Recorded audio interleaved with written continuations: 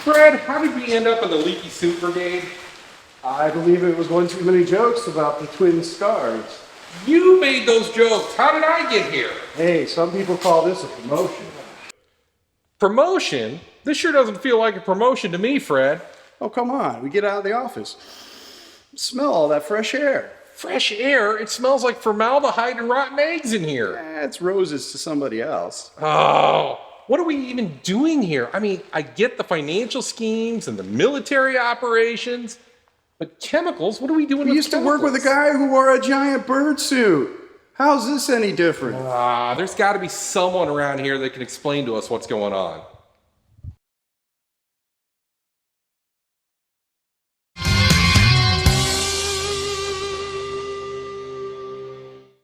Welcome to our portion of Operation A.R.M.O.R from Codename Iowa. Now, if you've ever been to a Codename Iowa Assembly Required, you may have seen a declassified panel, and it probably included myself and Chris Murray. Yeah, if you don't know Chris Murray is an extremely legitimate G.I. Joe collector. He's also an archaeologist, and if you see him on Facebook, he's going through caves. So in many ways, considering the adventure team, Chris is a real-life G.I. Joe as well.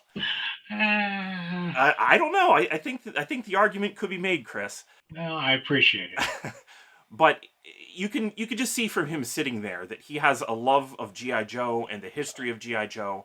And every time I get the chance to talk to him, it's a great time because I learn so much. Why don't you tell us, though, what Joe Declassified is all about? Well, Joe Declassified is a registered 501c3 nonprofit organization founded by G.I. Joe fans.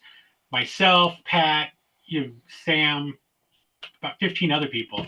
But basically, our mission is to build a better community by creating friendships, unearthing history, doing the research, and sharing that research with the fans. So if you've been to any of the conventions, we often have like a booth set up. Come see us at, Assembly Required, Joe Fest, SoCal, some other shows we try to go to as well. We do take, these international prototypes, international licensed items, rare things that a lot of people don't have the ability to own. And we set up a museum display. We don't sell anything. It's simply there just to share and discuss G.I. Joe with the people in attendance. We always end up learning something there too. That's probably the most rewarding part of this, is that the sharing results in further understanding and knowledge. It's a lot of fun. Mm-hmm. Mm-hmm. First, I guess we can talk about what the Eco Warriors were about. So if you were to read the inserts catalog that came with the figures that year, the first year, 1991, the catalog described the Eco Warriors by stating this blurb here. Cobra has unleashed a crushing blow to the earth, dumping tons of hazardous toxic sludge into the environment in their quest for world domination. G.I. Joe and Cobra are armed with all new, sophisticated water-launching armaments with exciting color change echo suits. Even now, the future of the earth hangs in the balance. A lot of people look at Eco Warriors and the concept, and they're just like, they don't like it. Like, I found it as an adult, and as an adult, when I first found it, I didn't like it either. But, there was a reason for this, why this sub-team, this segment of G.I. Joe was created. And that's because in the late 80s, early 90s, the environment and the humanity's impact on the planet were a serious topic that was on the minds of most Americans. One thing that was actually rather interesting while we were doing the research for this is we came across a Washington Post article for the 1991 New York Toy Fair, dated February 17th, 1991. What was really interesting was this one paragraph that stated, with few exceptions, the main battlefield, toy-wise, seemed to be on the environmental front, with Captain Planet and Toxic Crusaders moving toward an action figure showdown with the Teenage Mutant Ninja Turtles. And the Ninja Turtles, they were going to become environauts in their next film that was coming out. Kenner was continuing its Swamp Thing toy line, which was a hideously deformed victim of a toxic accident and now a self-proclaimed guardian of the earth. Even Hasbro's G.I. Joe enlisted with a new line of Eco Warriors to battle Cobra's contamination of the world's fragile ecosystem. But the article did continue to go on and point out that there were many examples of role-play toys that allowed children to actually test the environment for contamination, as well as board games, costumes of the characters from the TV shows and upcoming movies and action figure lines. So, the reason the Eco Wars was created It was the theme of the time, the environment. It was on Americans' minds. I think it's a little bit of a stretch to think of Swamp Thing as an eco character, but other brands were already taking existing characters and giving it that eco spin. So Pat and I were very fortunate to actually have an interview with Vinny DeLeva. He said, here's the thing. The design team did not pick up Eco Warriors. At the time, the planet was a big deal, and one of the things the PR agency told us was, you got to be relevant. So it wasn't even something that the G.I. Joe designers thought of. It was brought in from the PR. So early on in the Eco Warriors, we do have like this one that was sent to Larry Hama. This was dated April 25th, 1990. And, as Pat said, this was a memo that Hasbro wrote and sent to Larry Hama with a bunch of concept art so that he could start working on the comic as well as the file cards. It actually refers to the team as the Enviro Raiders. Personally, I think that sounds very Cobra to me, but we've seen some other early names for Eco Warriors. Mark Bellomo has shared some inside his book. Various early names for the Eco Warriors are Enviro Raiders, E-Force, Environmental Force, and Enviro Force, but they landed upon Eco Warriors. So the first thing we're going to show you here from 1991 are some of the concept logos that were going to be used. And the first one we have here is for Sludge. It's referred to as Sludge in a couple of photos. One of them's actually in color. But then as we move on, you can see that it also at one point was called Spooge. Very appropriate. Yes, very appropriately. I thought that it was a little weird that we didn't end up seeing this Spooge on the packages at all. But yet in the comic book, whenever the Cobras shoot from their weapons, it actually says splooge. So, without a doubt, Marvel, Larry Hama, he saw Spooge. Because, as we go on, I don't want to spoil anything, we see the word Spooge quite often. So, in the developmental material was sent to Larry Hama. So, I'm sure he got the idea of splooge from Spooge. And I just like how he wrote that in the comic, just like, the old 1960s Batmans, pap, zap, bang. Splooge. Natural progression thing. Yes.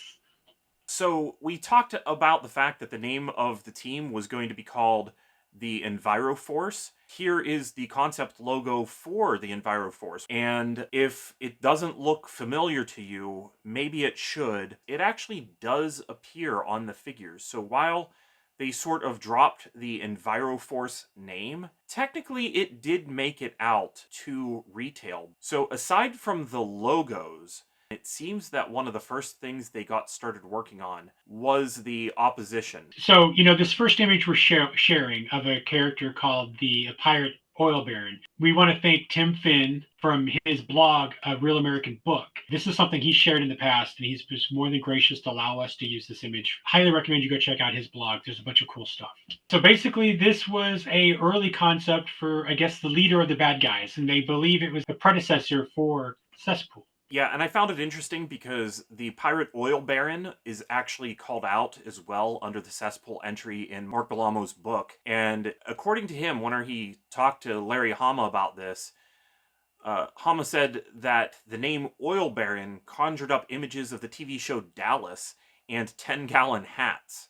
And he was a little unsure of what Hasbro wanted from the character.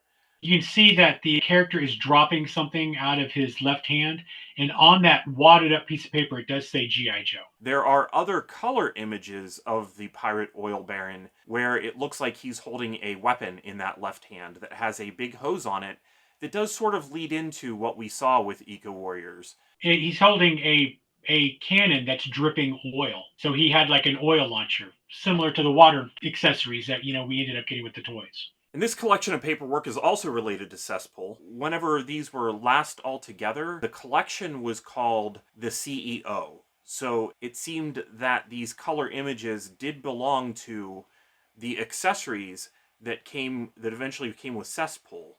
But at the same time, Tim Finn has noted on his blog that this may have actually been a 1992 character.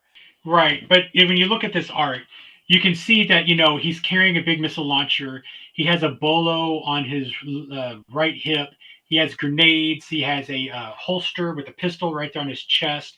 He's wearing knee-high boots with knee pads. So it's like that's not a leader. That's more importantly, that's not the CEO of a major company. Because it's also possible that this is some other finished character and that it informed the development of Cesspool. So who is Cesspool? Cesspool fell into a giant pool of toxic waste while showing one of his chemical plants to a group of environmentalists. The accident left him horribly disfigured and determined to make the world as horrible and as nasty as himself. Cesspool's high-level dirty dealings and corporate subterfuge have made him extremely wealthy. If you're out in the field and HQ radios you that your credit rating just went belly up, you could be sure this man had something to do with it. I think that him breathing on that G.I. Joe character is kind of hilarious.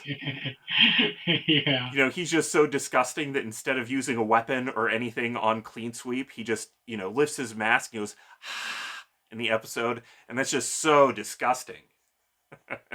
Well, and I like how it shows at the beginning there, he falls into a vat of chemicals. And in the cartoon, he falls into a vat of chemicals because Flint's shot ricochets off a piece of metal and damages the catwalk and drops him in. So his origin story is the same as the Joker. His original concept name was CEO. He was a chief executive officer of a huge multinational corporation. But for G.I. Joe, CEO actually meant controller of environmental operations. So they changed it. Wait, where did you get controller of environmental operations? His file card says chief environmental operative. I'm sorry, that comes off the sculpt sheet. Okay. So something to point out, the designer Kurt Groen is the guy who actually created all of the Eco Warriors characters. It was a common practice at the time for Hasbro to use names or to sculpt the characters in the likeness of real individuals. So Cesspool is actually in the likeness of Vinny DeLeva. So as Vinny's pointed out in the past, he doesn't think it was meant to be an insult. It's really meant to be more like a term of endearment. If they make you a bad guy, then it means they must really like you. Yeah, this is an interesting one because the face in the package, the face in the toy, and the name on the file card all match up to the same person. Oh, yeah, you're right. From the Deke cartoon, we have the character model. And you pointed out to me that he has a mutated hand looking through the episode. It comes and goes. There are scenes where it looks like it's a normal hand, but then there are a couple of shots where it does appear to be a clawed hand. So I really like the way this character looks. I mean, to me, this is a regal character with all the gold, the giant snake, head on the his chest, torso, the shoulder pads. I kind of always imagined it might be kind of cool to swap heads with the Cobra Commander, make this a Cobra Commander figure. He definitely has a Cobra leader look to him. And this presentation art, we kind of saw that as well inside the insert catalog from 1991. This was in there, only really, really tiny. And I'm not sure which version it was, because as they're developing the characters, there would be the color study. But then in order to take it to the next level, they would do presentation art. And what's interesting here is we actually have color presentation art twice. It's the same pose, but it's actually different colors.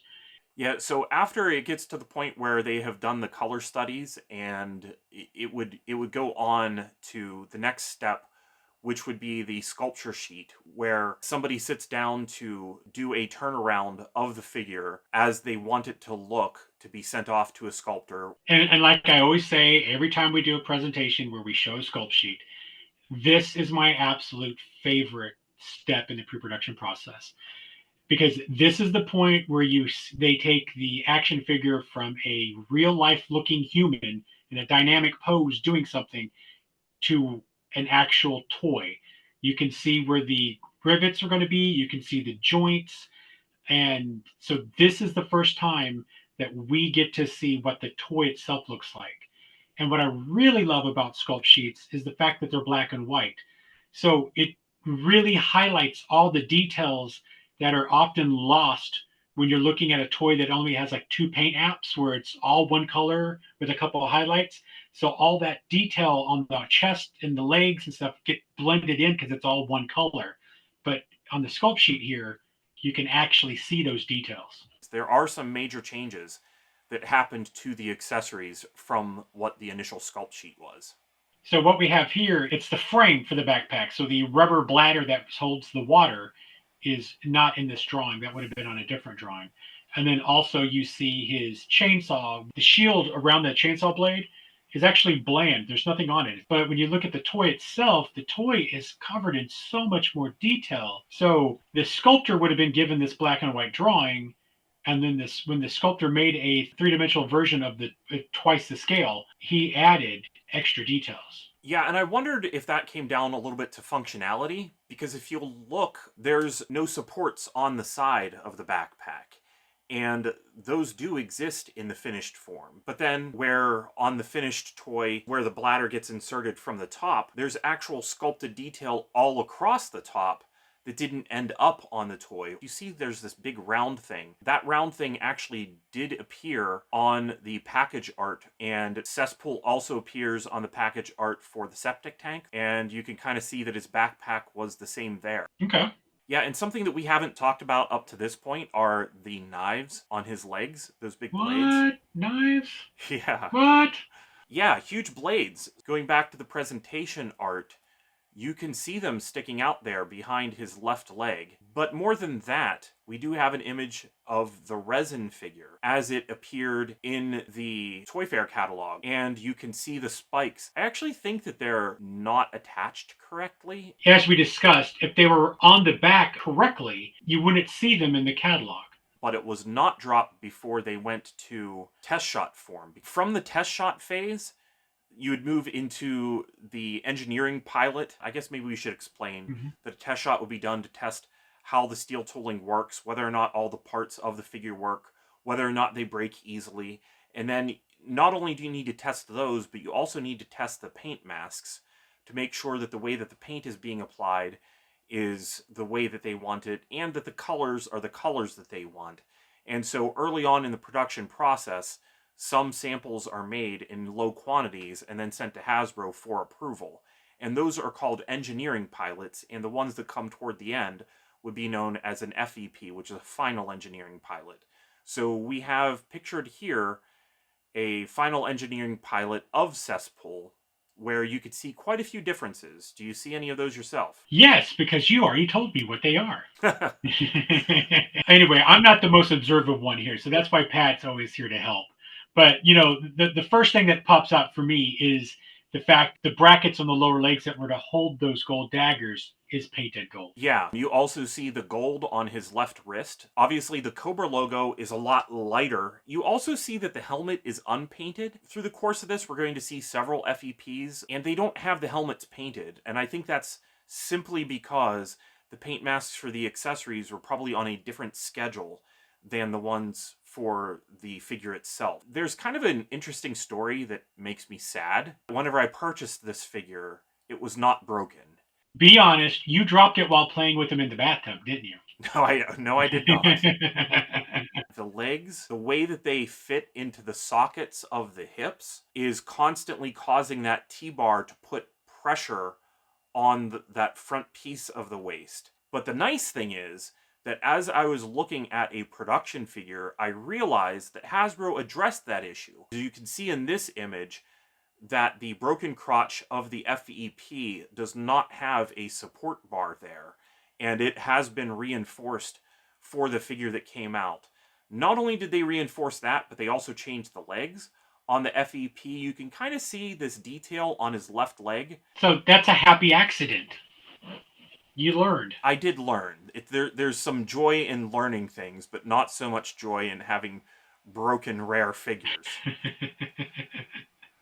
But so this is also, though, this is a really good example of the EP and the FEP process, and the aspect that, they made a resin, they made the steel mold, they made the figure, and then they went through all the rigid testing, and they found out that this particular figure has a weakness on the lower torso, and the legs are too bulky, I guess. So they were able to correct it before it was mass produced and sent out to children, and then they didn't have to replace, 500,000 of them. Yeah, That's right. And then the backpack and Squirter are also a little different. So we haven't gone into it yet, but the original concept for all of these characters was instead of shooting water, they were actually going to shoot slime. But these figures were engineered to have a thicker, more viscous material than water inside them. So here you can see the figure on the right of the backpack is the one we got, while the one on the left was the FEP. And the one on the left basically just does not have that notch to keep the bladder from falling out of the top. And the guns there actually had a larger diameter boring at the end so it could shoot that fluid.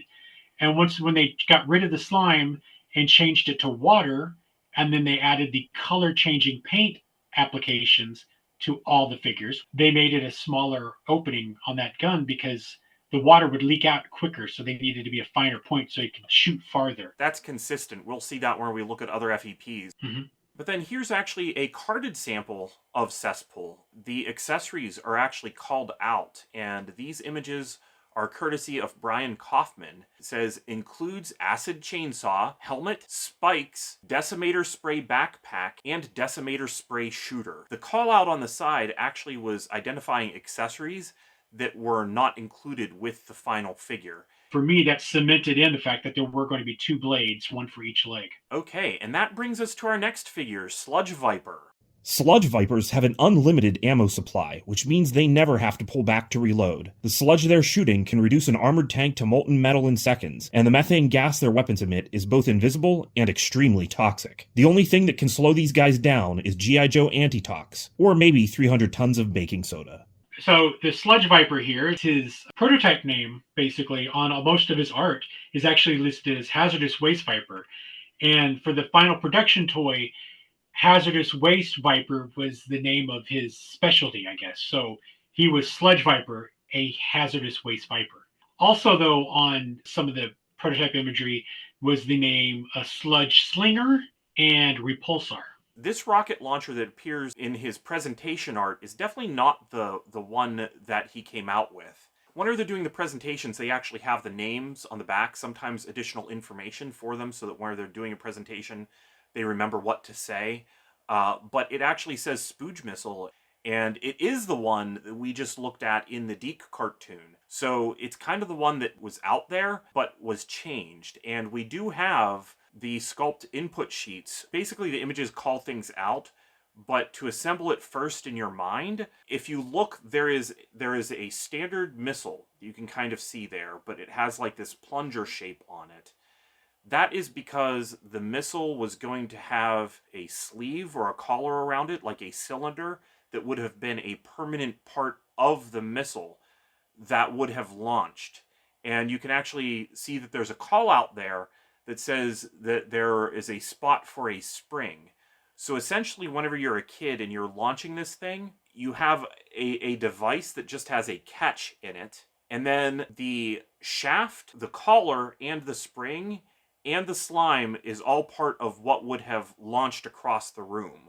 The creator, the designer, he didn't just come up with the idea of a dude called the Sludge Viper, and this is what he looks like.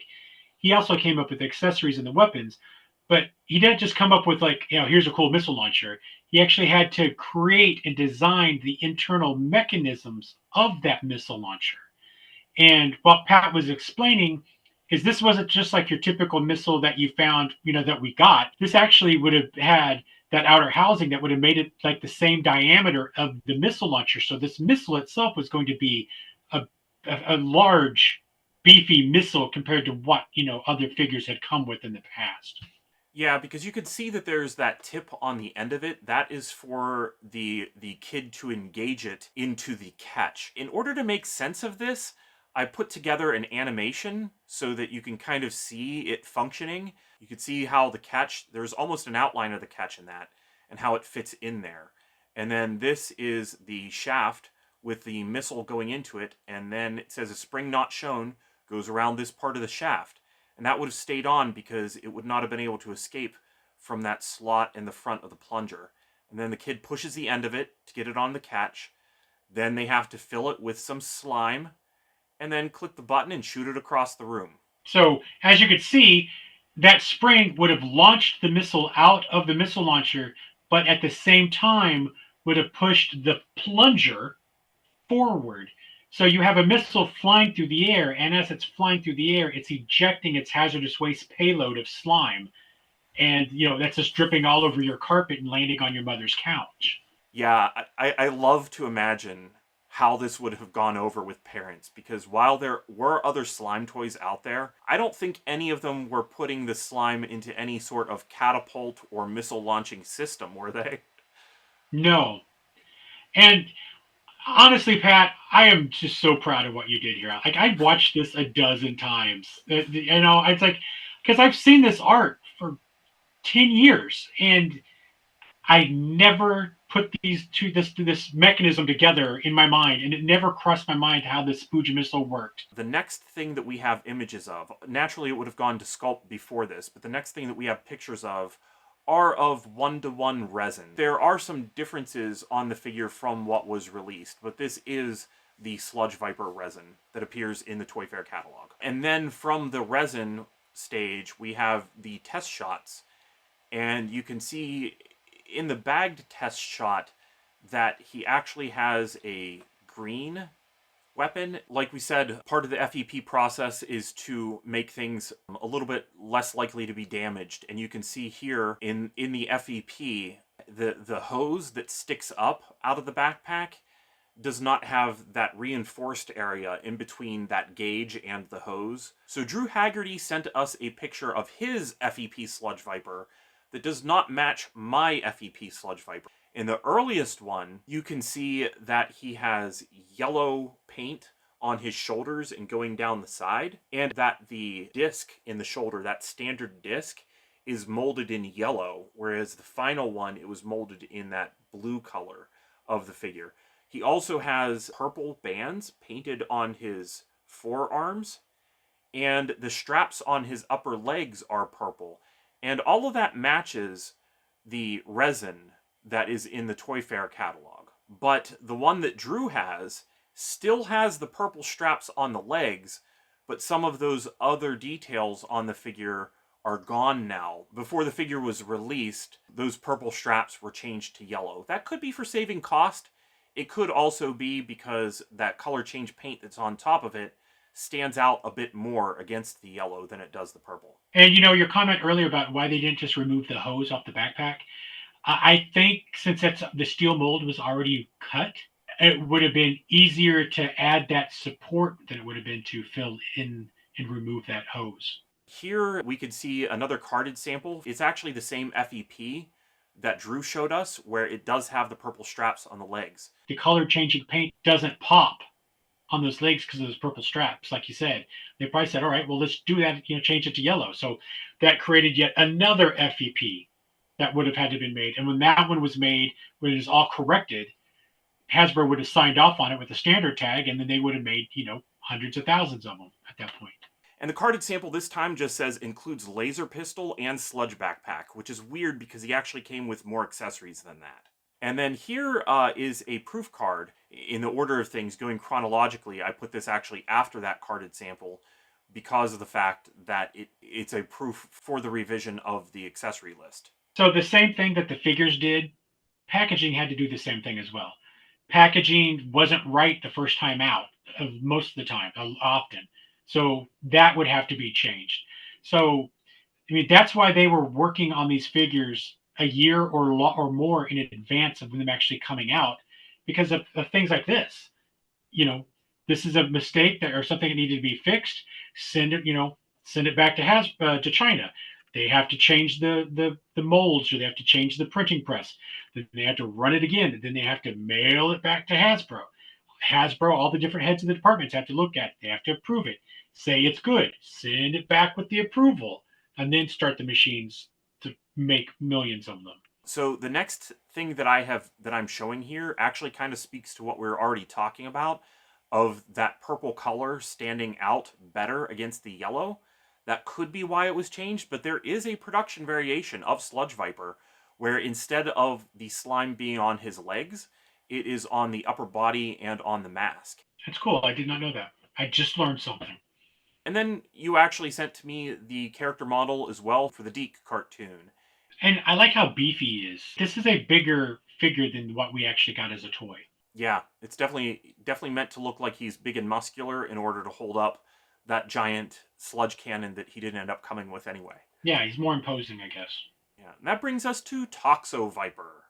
Toxo Vipers are just plain nasty. They're surrounded by toxic sludge that's so noxious and deadly, the smell of it alone will send most men into retreat. Considered expendable by Cobra High Command in any situation, these guys have some of the baddest attitudes in the field.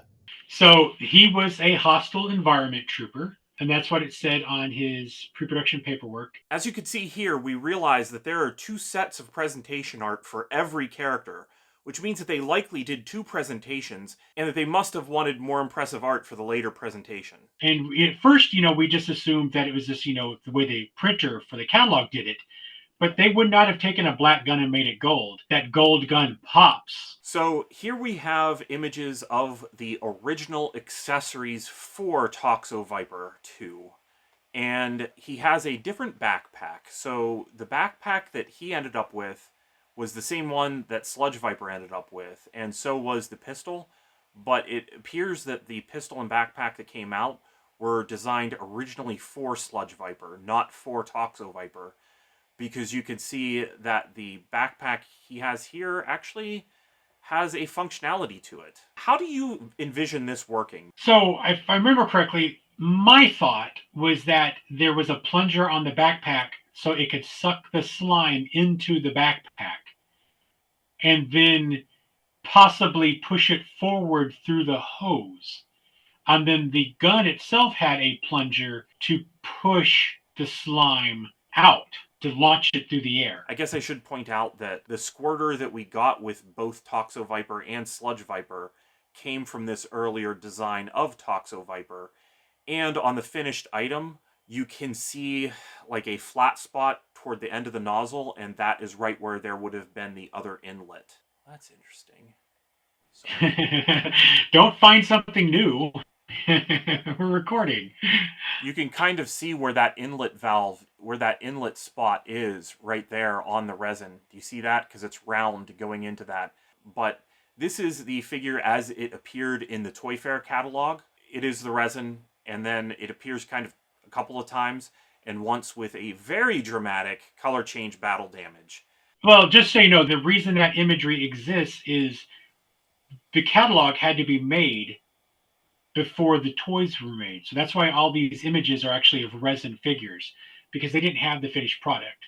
So for that particular color change, that's painted on because they didn't have the final color changing plastic paint yet on for the figures.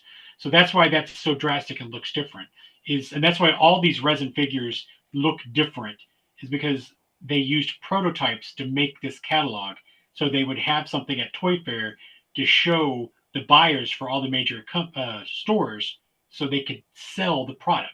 Yeah, that's a very good point to make, because it's not like they're making these catalogs just so that I can enjoy them 40 years later.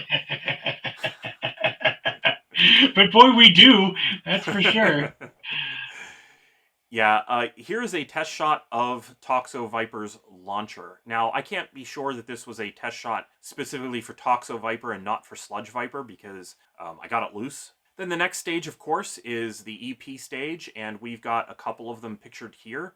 Again, Drew Haggerty sent us images. His Toxo Viper is bagged, and the thing that I love seeing about his bagged Toxo Viper is that it doesn't include any accessories. So that does kind of hold up to what I was saying about the figures being on a different schedule than the accessories themselves. You can see that on his shins, the details there have been painted in red. In addition to that, the gauntlets on his arms are painted green. They removed color from the back of the legs and improved the logo tampo. But probably the most apparent thing is how much larger the pattern was for the color change paint. And, this particular one, for some reason, jumps out at me more. This is why Pat really enjoys collecting the FEPs. When you look at these two figures side by side, that added little detail of the green cuffs and the red dots on the legs just really makes it pop more. It's just such a better thing with just 2 extra paint apps. It's amazing. Yeah, it really does. And I also like the fact that it kind of tells the story of the production process. We got a little bit more of the story, I think, with Cesspool, But, that was a sad story. This one's more of a happy one for me. Okay. And then here is the stage for Toxo Viper. This figure does not have those details, so it is the finished figure. It's just the earlier carded sample. And like the Sludge Viper, this one also doesn't include all the accessories in the list. It says includes Sludge Shooter and Sludge Backpack. But here we go with Toxo Viper in the Deke cartoon. I find it interesting what has happened with these horns, because in the color study that we saw, or the presentation art that we saw earlier, the horns on the helmet were just not there. And when I see that imagery, I see an insect. I mean, with the Yeah. big, bulky, muscular body and those antenna on their, big ears, what spikes, whatever they end up being. To me, this character is less human. This is more insect. This is, like they don't really talk. Remember, they kind of this gutturally, like, "Oh, I will shoot that," like that type of Yeah. talking in the cartoon. To me, it's almost like the toxic waste has started to mutate this guy. Well, they are the Leaky Suit Brigade. I think that the idea here is that these ones are a little bit more improved suits, or that they're supposed to be. Yeah. And that does it for the 1991 Cobras. Let's move on to the Joes with Flint. Only Flint possesses the advanced military training and tactical expertise required to neutralize Cobra's forces in the quickest, most decisive way possible. Initial reports conclude Cobra is armed with enough toxic sludge to destroy the planet. This is a highly volatile and extremely dangerous situation. Flint wasn't chosen just because he can stop Cobra at any cost. He was chosen because he takes his job personally. Flint actually has some details, though, that I wanted to talk about on the file card before we get too far into things, if that's okay. It does mention that he's equipped with a Halo parachute, which I thought was weird because clearly the figure did not come with a parachute, and that he has anti-tox missiles, and that Flint is a no-nonsense paratrooper. Those are all just weird things because that's not stuff that is apparent when you look at the figure that came out, and it's not stuff that was carried forward from Flint, the warrant officer from 1985, or the Tiger Force figure. And while Airborne School had already been mentioned in the file cards, it wasn't quite the focus of the character just yet. So this is actually my favorite Eco Warrior character. And the reason being is this was the first one I ever got, and I got it many years ago. And this particular character just had so much greatness about it, and I learned so much.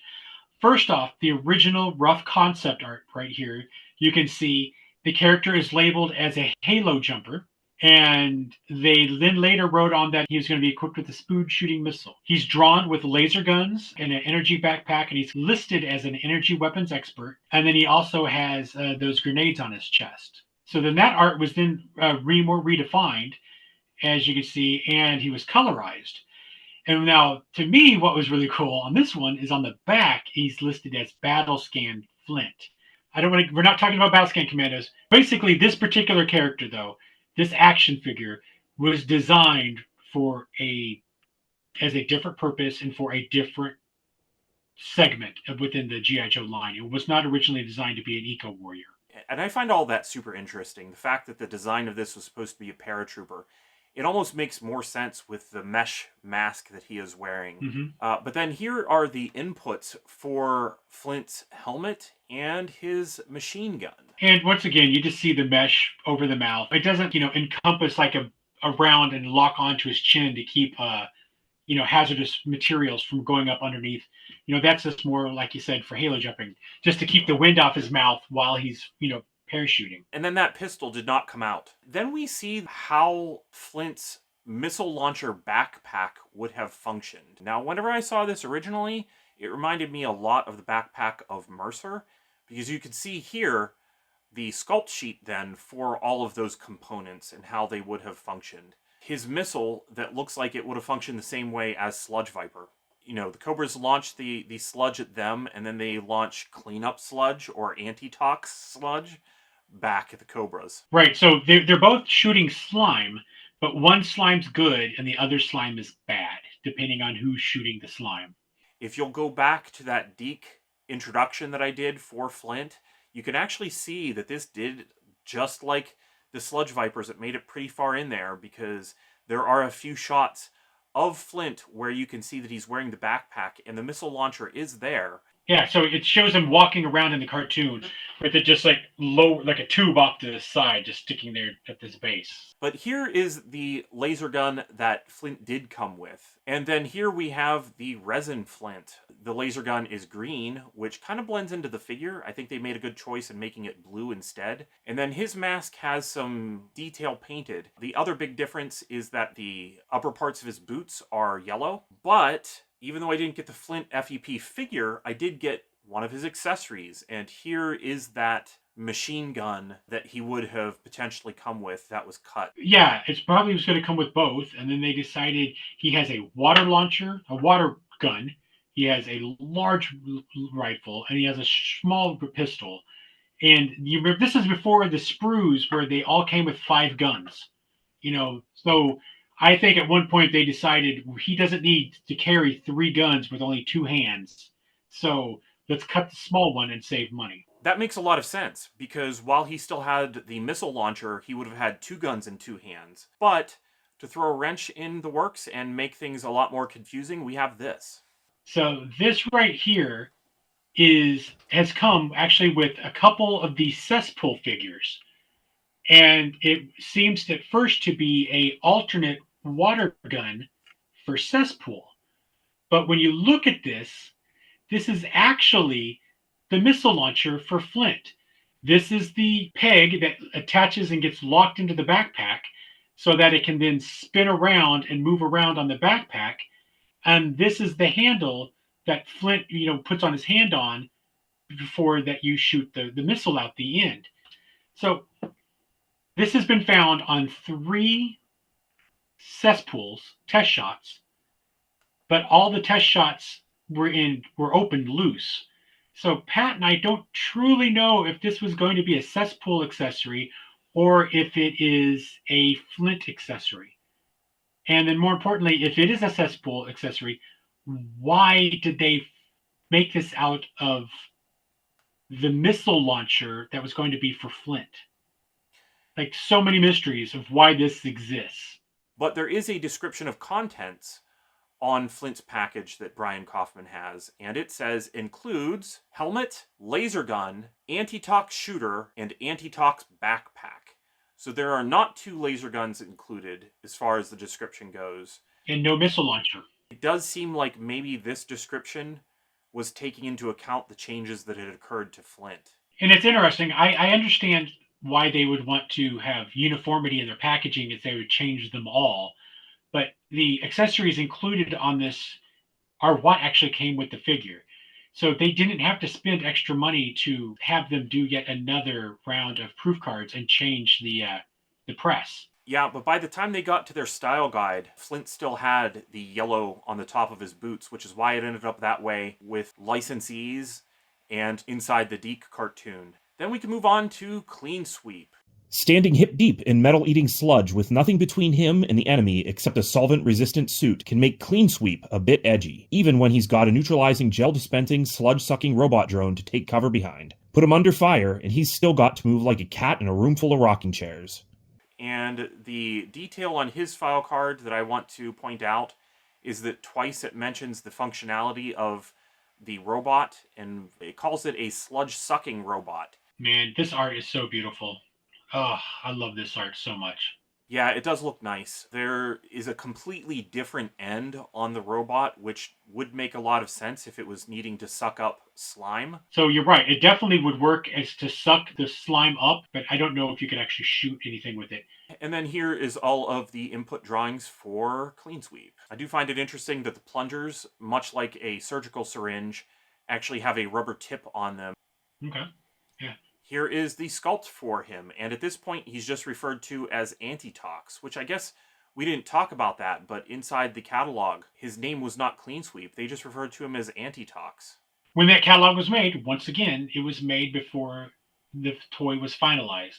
So they probably thought that they were just going to keep that as his name because they didn't know anything yet. Larry Hama probably had not created a name for them yet. That makes a lot of sense. So just to go back real quick, that image is on a Polaroid. And typically what would happen is the sculptor would take a photo of what they did before they sent it back to Hasbro. just so they could have a record proving. That's something Bill Merklin said. I know this particular character was not created by Bill Merklin, but he took photos and Polaroids of everything he did. So when he mailed it and if it got lost in the mail, that he would have evidence to be, look, I did make it. You need to pay me. From that sculpt, they would make a 2-up and then shrink that down to 1:1 scale. And here is a picture of the unpainted resin at 1:1 scale. And then the painted resin, as we've been looking at from the Toy Fair catalog. I have that unassembled resin. It's a little askew compared to that photo there. It's really nice. I like it. I like the helmet. Actually, I like the helmet on this character a lot. Is that a filled resin helmet or is it hollow in there? It's hollow. Wow. But on the 1:1, I've never seen one filled in. They must work that out in the 2-up scale or while they're scaling it down. Yeah. And then the other thing that's interesting there is that if you look at the resin in the Toy Fair catalog, you can see that his backpack and the robot have antennae. The antenna was also an accessory that was kind of dropped because here's an image of the FEP of Clean Sweep, and his backpack actually has a hole in it where there's like a cutout square in the finished one that you can see on a finished figure. There's actually a hole in there where an antenna pops in place. But that's not the only difference on this FEP. If you look at the cuffs of his gloves and of his boots, they're actually painted green. I kind of cheated here in the image. I might as well admit it. You don't need to admit it. No one knows or cares. Well, okay, so this is a fun story. And you've mentioned Kevin Watts several times, so I will call him out for what he did with this. I did not get an FEP robot with my Clean Sweep. What I got with my Clean Sweep, though, were the antennae. And so I knew that the robot had one, but I did not have the robot with the holes. And we were at JoeCon, and I said to Kevin, I was telling Kevin about it, and he said, well, I just got a bunch of stuff from a Hasbro guy, and I just dumped it in my bins. And I was like, well, did you have a Clean Sweep with a hole in the backpack? Because it was like, well, it's sample stuff, but he was like, but it's all the same as what came out. So I dug through Kevin's stuff very quickly at JoeCon, and I ended up getting the FEP robot. Well, I hope you didn't tell him what you found, so you only had to pay him $1. Because if you told him what you had, I'm sure he made you pay $50. No, I did tell him, and it was already on the floor. He didn't care. He sold it to me, I think, for like $1 or something like that.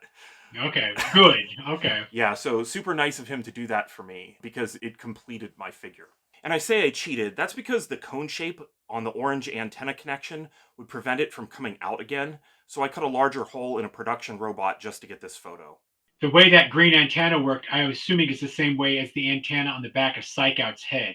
It just plugged right in. That's right. But one of the other things that's interesting is the instructions for the squirting mechanism do show the antenna, and the end of the squirter actually matches what the resin was inside the Toy Fair catalog. I wonder if they just took that suction, those tubes off, and you have that nozzle there like that. And then it wasn't until they were like in the EP process where somebody said, this doesn't look good. You need to add something more to it than just a nozzle sticking out the end.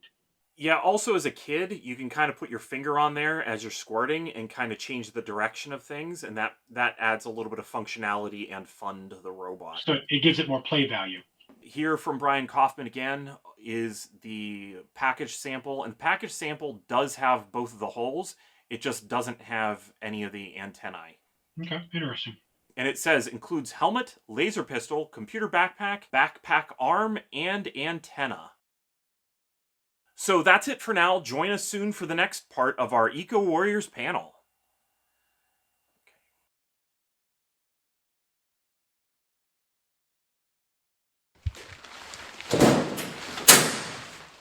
Fred, that's all well and good, but I still have some questions. Like what? Like, how do we get out of here? Well, there's a door right there. Oh, no. How do we get promoted out of here? We need to figure out who our boss is. We need to know who to start sucking up to.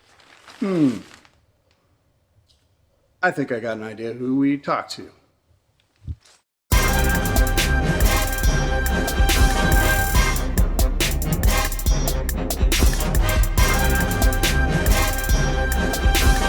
So we're here for A.R.M.O.R 4, which is all focused on the Eco Warriors, 1991 and 92, for those of us buying and playing at that time.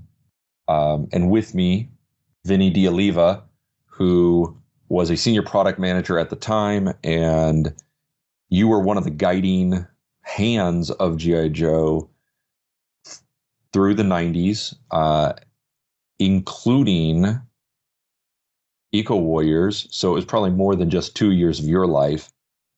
And you were also the name and voice of Cesspool, both on the file card, the face sculpture, and in the video commercial. So I appreciate you joining me for Armor 4. And I'm just hoping to get into a little bit of Eco Warriors with you, because it's something I didn't have as a kid. I was just a little bit, I'd stopped playing before it came out. And as an adult, when I found it, I'm captivated. I've army built most of it, and it has become a very fun and joyful part of G.I. Joe for me that now I wish I had experienced as a kid, but I've been able to experience it with my kid. So thank you for joining me. Well, it's a pleasure to be here, and there's nothing that I would want to do other than talk about G.I. Joe today. Well, it's same. Every day is the same, as you can Yeah, I can see. tell. And you are in your living room. The last time we talked, you were in your office, which I gotta say is incredible.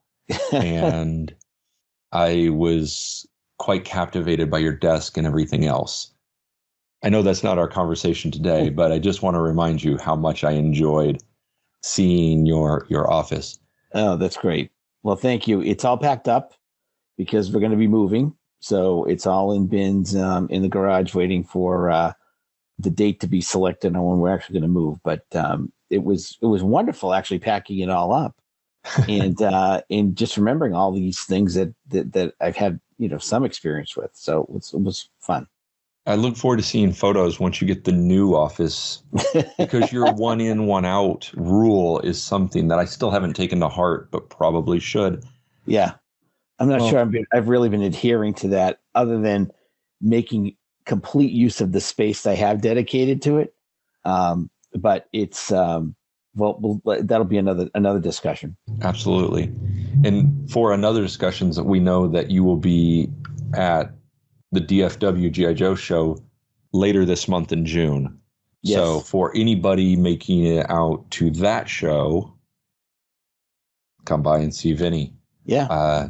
The stories are great. You're a lot of fun to hang out with. I ran into you at a show in Chicago, and I've never forgotten it.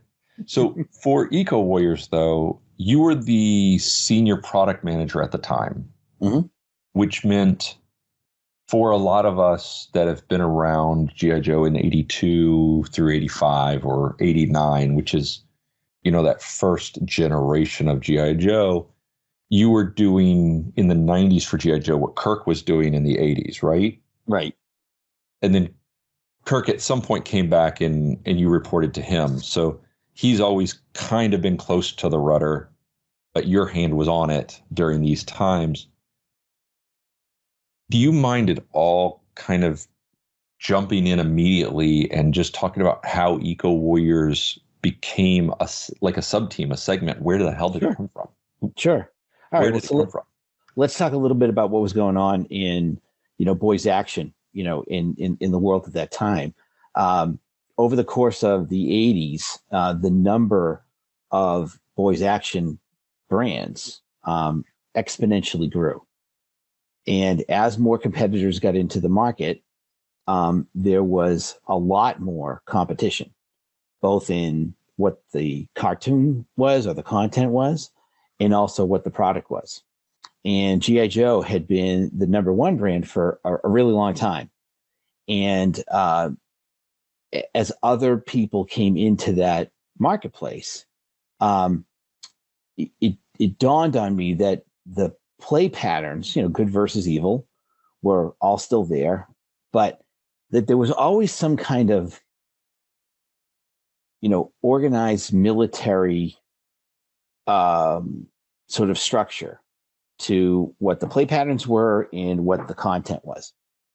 And we ran into, an issue where the Hasbro division was not the Hasbro company anymore. So there was a preschool division, there was a games division, and then there was a Hasbro toy division.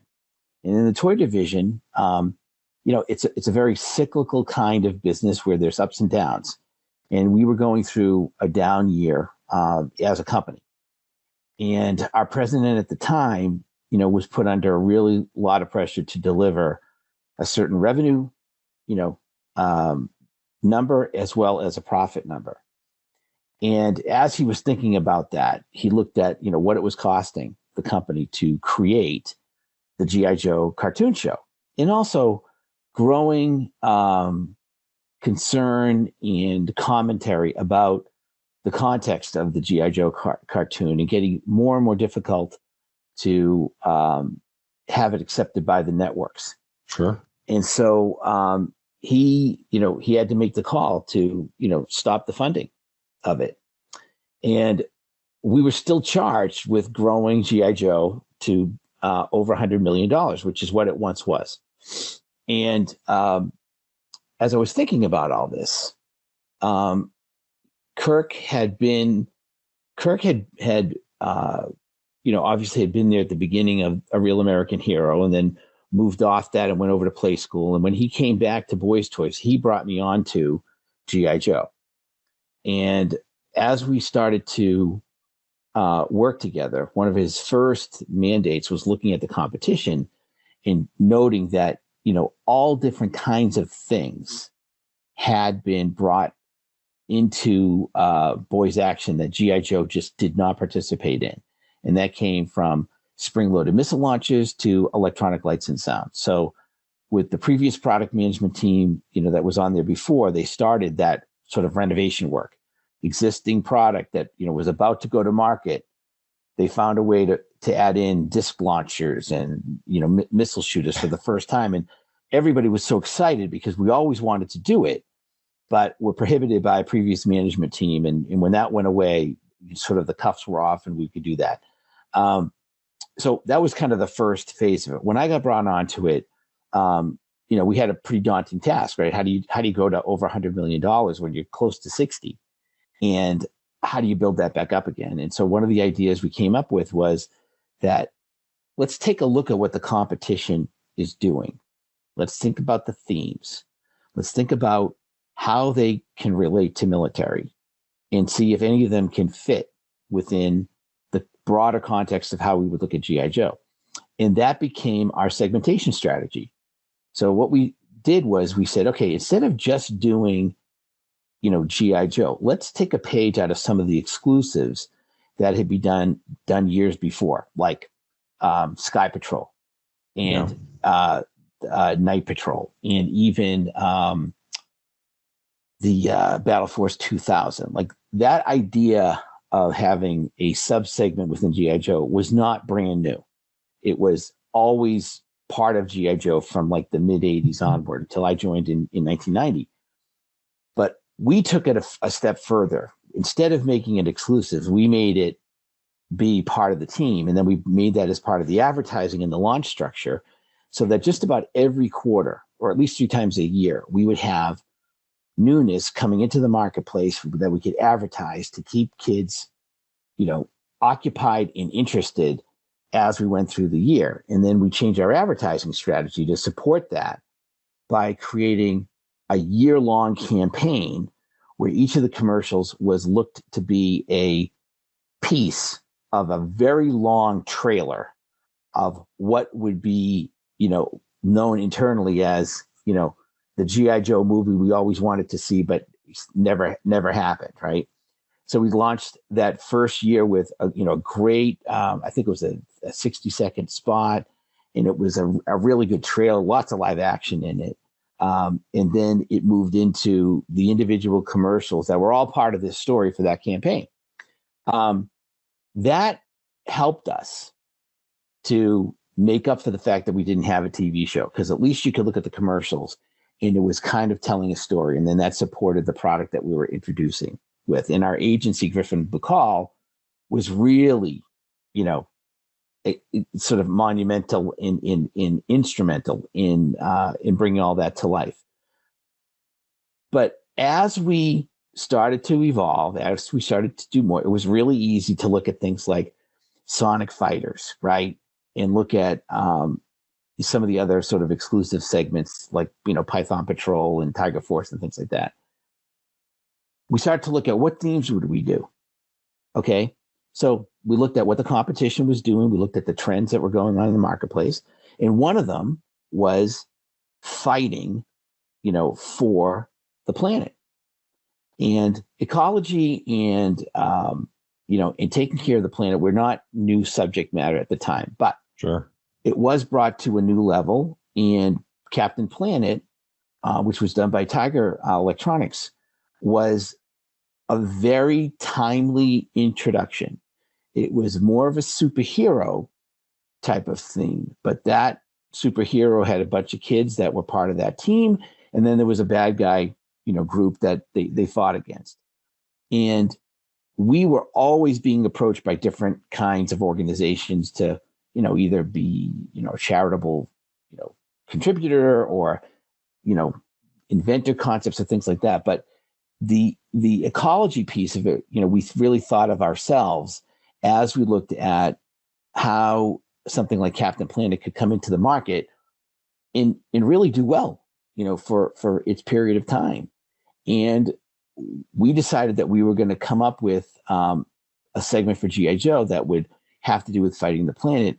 And Kirk had read an article that actually coined the term eco warriors for people that were advocates, for the planet in how they were, how they were active. So we sort of took that and jumped off it and created that theme for G.I. Joe and Cobra. So it was meant to be a sub team of G.I. Joe. Yeah. Cobra was just Cobra, but we put them under the whole thing because we didn't know how big it was going to get. So we wanted to make sure that it wasn't overthought. It was nice and tight. And we brought in a feature we had never done before, which was with two of them, actually. One was squirt guns and the other one was color change. And color change had been around for a little while, and Hot Wheels certainly did a great job with using that on Hot Wheels, but we had not done it on action figures before. So we used that feature to simulate the idea that, G.I. Joe would use things that could clean up toxic waste, and the Cobra guys were using, their shooters to basically distribute toxic waste. and that was how the beginning of that started. Well, it's funny because I was reading something, and I think it was you, and if it wasn't, then I apologize for misattributing. But I think it was you who had said that when it comes to these segmentations like Eco Warriors, because G.I. Joe was the military brand, you guys owned everything. Military owned ecology, military owned the DEF, military owned the Sonic, everything could be brought under the military brand. And this was your guys's example of that. That was me. And that was certainly my feeling at the time, was that when I saw, different boys action lines come out with, different themes about them, I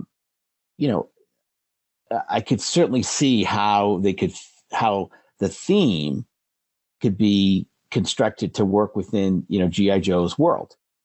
And that's what led to things like Ninja Force and DEF and things like that, right? But Eco Warriors was one of the first ones that we did. And it was very successful. Lots of bumps in the roads on getting there. But it was very successful, and it brought a sense of innovation and newness to the brand, which is what our consumers look for and what our retailers look for. Sure. They don't want to have the same old thing for too long, because other people, are racing to try to, take market share and, your consumer away. So we needed to make sure that we could stay, aggressive in bringing that kind of innovation and newness to the market. Yeah, and that, the landscape between 90, 91 and 81, 82 are wildly different. Mm-hmm. You guys had a lot of competitors 10 years in. So Eco Warrior starts off, and this is actually, you just kind of brought it up. Eco Warriors is the G.I. Joe group. Cobra is just Cobra. Right. Which explains why Cobra doesn't have like their own special name. Right. Although a lot of us just call them eco-terrorists because it fits. But G.I. Joe was 6 characters. Was it 2 vehicles the first year and the play set? And then there was also 3 more characters. I adore the Eco Striker. The blue and yellow on the Awe Striker is gorgeous. Mm-hmm. I don't know. I can go on for a while about how much I like that vehicle in particular. The septic tank is really cool. And then the headquarters is a lot of fun because it came with a sinker. Yeah. And that was a really fun playset, even though it was very stripped down. As you guys were sitting down at the table to look at this, because that first year was 6 characters, the second year was 3 characters. I'm assuming at some point you guys had X number of things planned for X number of years, but it kind of got cut after the second year. How does that look like from your end when you're sitting down to start something, then you're mid-year, you're looking at year 2, year 3 fall off? Yeah. So we're never planning years in advance. Okay. The market changes too much. And, already the development cycle is rather lengthy, at, a year to 2 years. So we would be looking at it probably a year and a half in advance. And, knowing how the toy industry, is structured, there's a big holiday fall season, and then there's a smaller, spring season. Yeah. And we would structure our introductions around, those dates, because that's when the retailers are resetting their shelves, and that's the way to work with them to make that happen. When we did Eco Warriors, we had to work. It's kind of like if you're in for a year, you're in for a year and a half, because you have to be working on the next grouping of product pretty quickly in order to make sure that you're hitting the next reset date that is going to happen. And, Eco Warriors was, one of our first segments that we did. So we had no idea how long this was going to last. What we did know was that the figures could move and be developed faster because we had, basically a system.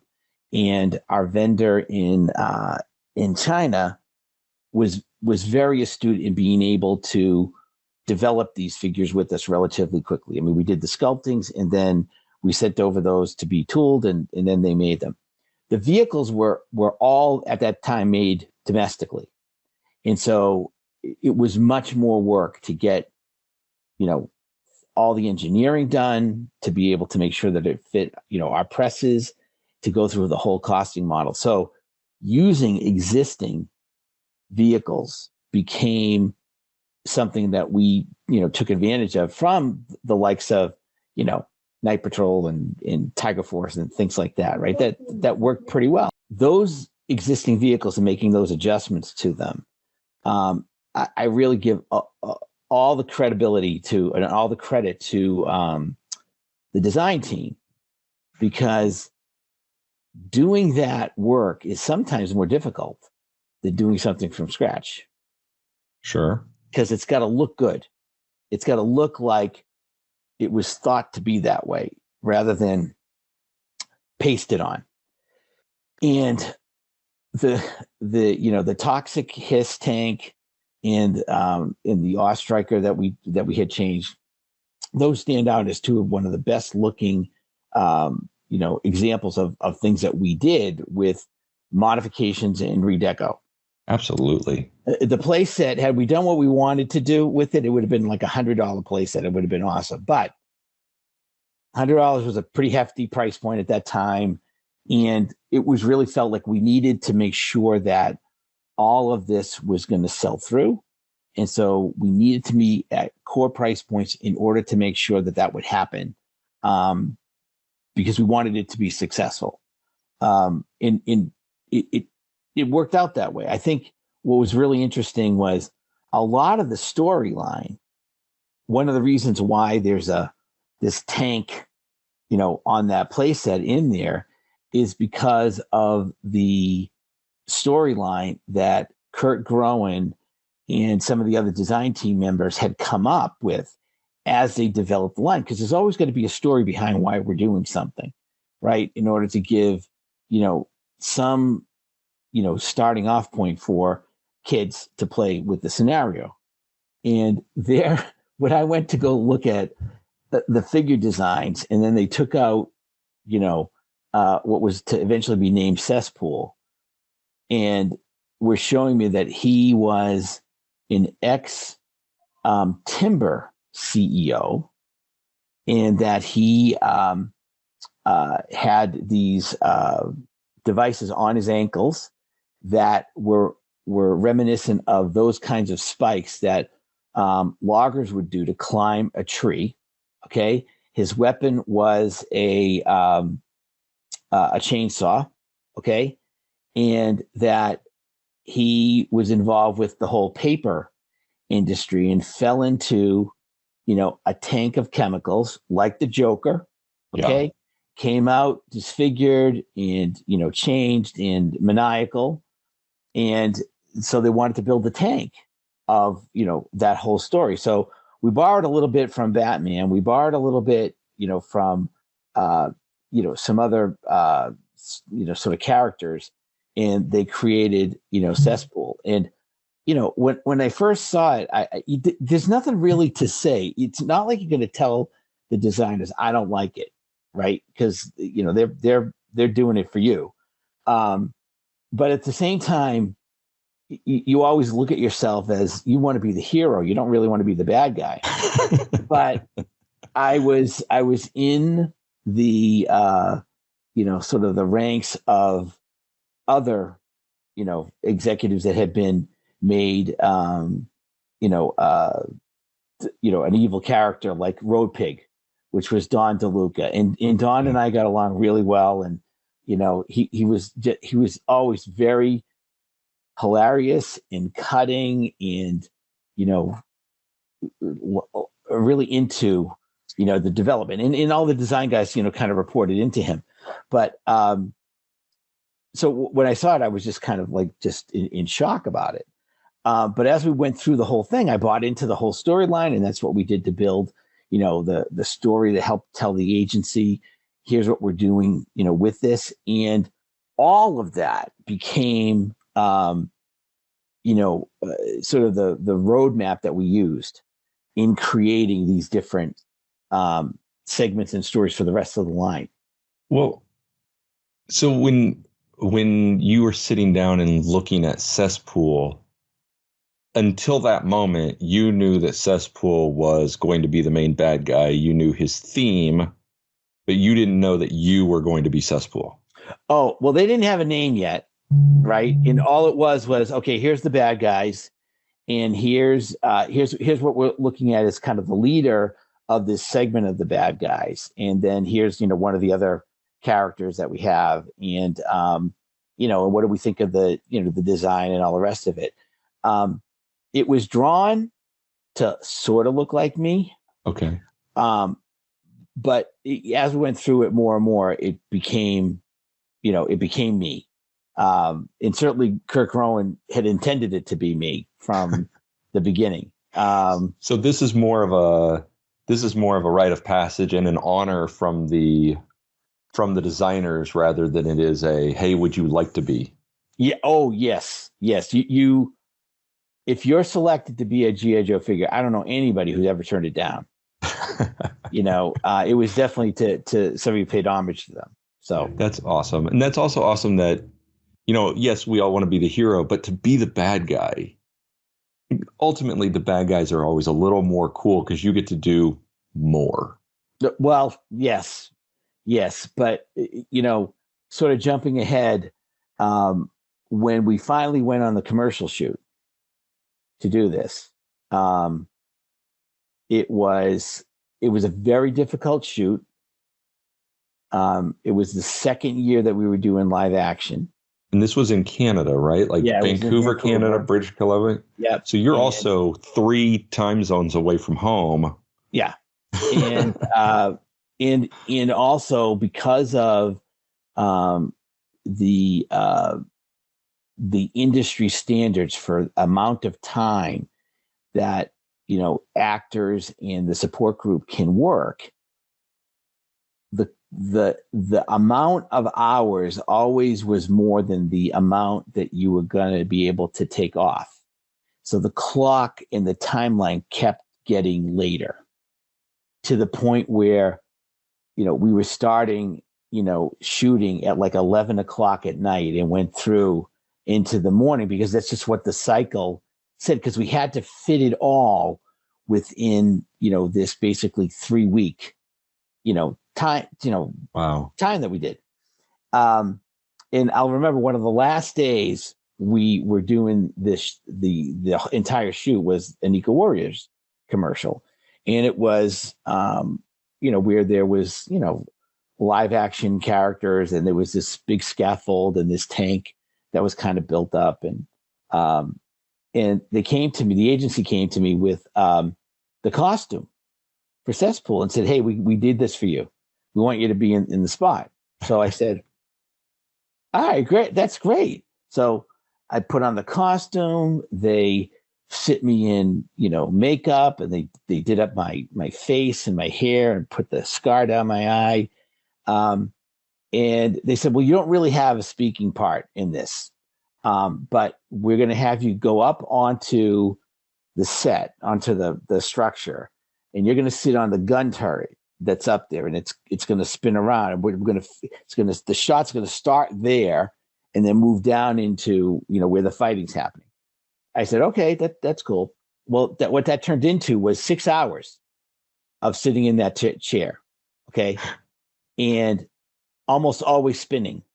Oh, geez. And them giving me at least once some kind of pill to help with any dizziness, and also to not need me to have to take a bathroom break for that amount of time. And it was a lot of fun, but I started to have the suspicion that they really weren't doing this to honor me, like sculpting the figure. They were doing this to keep me out of the way, because my job in being there was to make sure that when we were shooting, these shots, that first of all, the right figures and the right vehicles were in the shot, right? And also that I would sign off on, the final take of what it was going to be, because I was the client and somebody had to do that, right? But they didn't like the fact that I had things to say, and so they put me up there. And when we finally finished the spot, it starts off with the camera way up high, but it's on my foot. And then it goes into the thing because they had to cut it down. It was too long. Yeah. So I looked at that as just an example of, okay, you do all this work and you get all dressed up, and at the end of the day, you're on the cutting room floor, but it still was a great experience. Sure. I can only imagine. That sounds like a great experience, although quite exhausting. Well, I was sitting down the whole time. It was more boring than anything else, but Sure. It was, when you're up, removed from everything, you can't do anything. You can't go anywhere. You can't do anything. I'm not that great with heights anyway. So 2 stories up and looking down, I wasn't moving. I wasn't doing anything. I was just going to do what I was told. So one of our friends in the Joe community has put out a video on YouTube, the Articulated Points show. And Phil Donnelly, he has the His Tank model that was used in that commercial. Okay. It is gorgeous. Yeah. So just part of behind the scenes of seeing, this had to break through a wall. They have to make it larger than life looking, and then the actors come in. Your parts in, from the beginning, approving the storyline, the characters, you're looking at every drawing. With all the drawings and everything that come out, how much of your hand is in what gets chosen? If they're doing like 10 drawings, is it sort of by committee, or was it really you that is saying, all right, this is the cesspool I want, this is the flint I want? Yeah, it's definitely a committee decision. Okay. But marketing has to be involved because they're the one who, at the end of the day, is going to be responsible for whether this works or it doesn't work. And but we never allowed anyone to have too much control or say over any of that. It was always done, as a group, because we all had different ideas, and there was always motivation behind why we thought that particular idea was going to work. But I was going to have to be the one that was going to get up in front of management to say, and we're going to do this. And I have to feel confident in that. And the design team has to be confident in it, as well as the engineers, that we can actually do this. Yeah. And that this is the thing that we think is all going to be work. So it was very much a team effort, but there were certain people that would get in front of management. Sometimes it was the design team, sometimes it was engineering, sometimes it was packaging, sometimes it was marketing, that needed to explain what we were doing or add to that. So everybody had to be in it and be agreeable to it. I think that's kind of fun. I mean, that's going to build a good product as everyone is questioning every decision with each other and coming down to the final line. And I know, back to Cesspools, for example, that face sculpt is so good. That barbecue gets used for the next 5 years. Yeah. Or 3 years, I guess. Yeah. Over a handful of figures. We end up with a dolphin, which everyone loves the pets in this line. Uh-huh. I know you've talked about it many times, but there was a killer whale that then became a dolphin. So that story was, we wanted it to be a killer whale. Okay. We had sculpted a killer whale. We would have, a series of line reviews during the year, and twice a year, it would be what we would call a management line review. Now that's going to have the CEO and then the division presidents there and sitting through everything. So it was one of those meetings. Now we had already gotten through the other lower level meetings, and everybody had signed off on the killer whale. And then we got to the management one, and Alan Hassenfeld, who was the CEO at the time, felt like the killer whale was too aggressive for G.I. Joe. The G.I. Joe should really be about, goodness, and therefore, why wouldn't we use a dolphin? Dolphins have been used in, military experiments before, and that made sense. And in all honesty, there's things that you die on, you fall on your sword for, and then there's things that you're not. And that was not one of them we were going to fall on our sword for. So we changed the sculpting to the dolphin and sent it in, but didn't send in the corresponding deco sheet for it. Yeah. Just told them to follow what we did, before, but here, here's the colors. And that got misconstrued. And so a bunch of them got made. We never sold any of them, but a bunch of them got made that had the dolphin painted black and white to look like a killer whale. It was a mistake. What what always amazes me is the mistakes that, there's not a ton of them, but there's a few that get made, become part of this brand's legacy, and it's a mistake. It's not meant to be this way. And but people really covet that. I think that just goes down to there's not one definition for a collector. Yeah. Collectors are motivated by different things. And some of them do like these variances, and there's a value to them for them. There are many collectors that actively pursue errors, whether it be an error with the card, the wrong equipment being bubbled, or paint apps missing. What was the term? Is it a short run where the mold runs out of the plastic, and so you get a weird divot? Sometimes, yes. Yeah. Like, these are things that not all collectors, but there is a segment of collectors that go nuts for these things.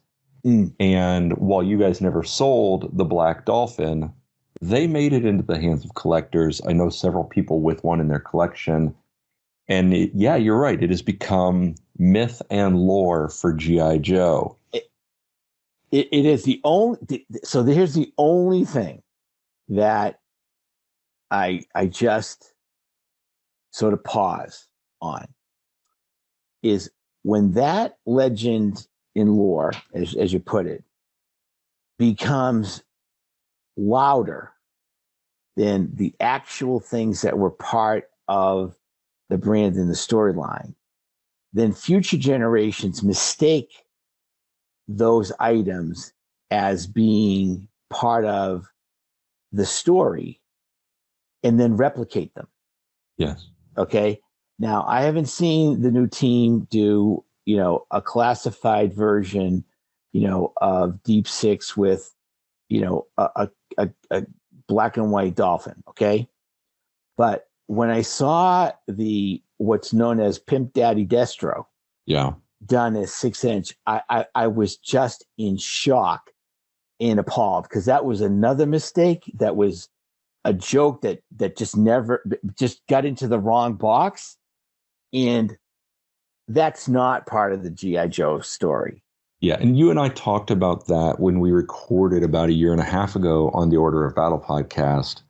And I find that fascinating. We also talked about the recalled Roadblock and a few other things, which I know the recalled Roadblock is a legitimate part of G.I. Joe. Right. Whereas Pimp Daddy or Profit Director isn't, nor is the Killer Whale. But we bring it up not because I want to subvert the Dolphin, which is legitimately G.I. Joe, but because it is part of our myth and our lore. And because you were there, you have the opportunity to speak to it in a way that those of us that know about it today learned about it as people went, okay, I have one of each. Is this a variant? I don't know. Let's document it just in case it's a variant. Now we have to go back later and say, this was never a variant. This was always a something else. And that's how your myth and lores come in. And so, you being able to give voice to that. And as you said, it should never overshadow the legitimate story of G.I. Joe. But it is certainly fun because we are now a community. G.I. Joe is 60 years old this year. Yeah. So we are a community that knows the manufacturing process from soup to nuts, from written on a title page to closing the doors. Right. We are a community that knows Bazigian. We knew Prupus. We know Rudat. We know you. We know Groen. Yeah. We know all of you guys. We love your team, your efforts. So, bringing up the Killer Whale definitely is not to say that it is legitimately a part of G.I. Joe, because Alan made a decision and no one thought that the Killer Whale was important enough to die for. No. the dolphin is, but it is still fun, especially right from you, to get the story of the killer whale for us in a day that's all about eco warriors. Yes. I love the reuse of G.I. Joe. I love the repaint, the reuse, and the molds that you guys, or the figures, the designs you guys came up with through Eco Warriors. The play set was reused for Street Fighter. Barbecue was used for a lot. There's a lot of reuse in there. One of my favorite things was your face, your likeness, being sent down to Brazil and used in their Sky Patrol. And it is genuinely one of my favorite figures throughout all of G.I. Joe, something I didn't know about until I was in my 40s, just because, putting it on different body parts, recoloring everything, gives it a whole new life. So, and then in the modern realm, they've brought back Cesspool. They've reworked your face sculpt in 4-inch, which is a great face sculpt. Did anyone discuss when the club and the 4-inch modern Joes went back and touched on Eco Warriors? Were you aware of that before it came out? Did you have to learn about it with the rest of us and get your own copies? Oh yeah, no. I mean, I left Hasbro in 1999. Yeah, and I know a lot of people that are there. Many of them are gone now, and certainly knew a lot of the senior staff. But time goes by, and once you're out of there, you're out of there, and there's no need to go be asking anybody for permission, because you've already signed off on it when you were there. Yeah. So they could do, pretty much what, and it's okay. I didn't find out about a lot of this until, much, much later. And that's, it's fine with me. Sure. Well, I ask because one of the things, whether you like the Neon 90s or not, whether you like the gimmicks that, like the water changing and everything else, one of the things from Eco Warriors that has persisted, like full claws in to this day, came from your shop, and that's the Toxo Zombie. And I love that figure. I have a good dozen of them. But as we went into the modern realm, we've seen a lot of zombies and a lot of variations from that pink and blue all the way into something much more grotesque and Cthulhian. So I'm still captivated by this work you did over the course of 3 years and how it has evolved after 99 when you left, as the brand has changed scales. People are clamoring for it in 6-inch. And once we finally get a Toxo Zombie in the classified scale, I'm sure these guys are very capable. It's going to be incredible. And so just watching these ideas from your time in your shop continue is very captivating to me. Yeah, it's that figure. I give a lot of credit to Kirk Rowan, because he was continuing with the storyline. And the idea is that Cobra did not put the best of their best in that Eco Warriors segment, and many of them had accidents. And those accidents didn't mean that they were useless. They just meant that they were being utilized in a different capacity. And that's how, the Toxo Zombie came to be. He was as instrumental in the storyline as any of the other designers, but because that was figure, right? It tended to be a little bit more like things that you might include in the TV show, or you might include in, the comic book and things like that. But the other bump in the road that we had with Eco Warriors was color change. because we had never done it before. So you have to release, to keep your schedule, you have to release packaging before you go into production.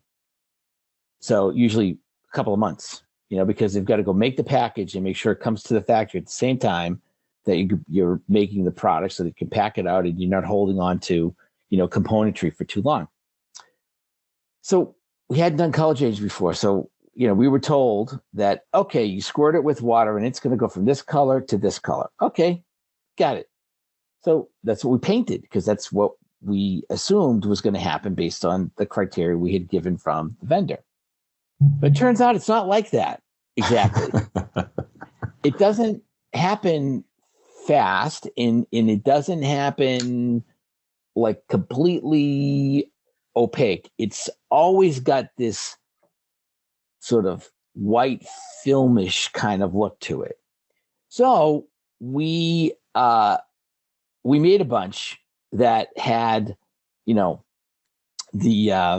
the original photography on it, which was very dramatic.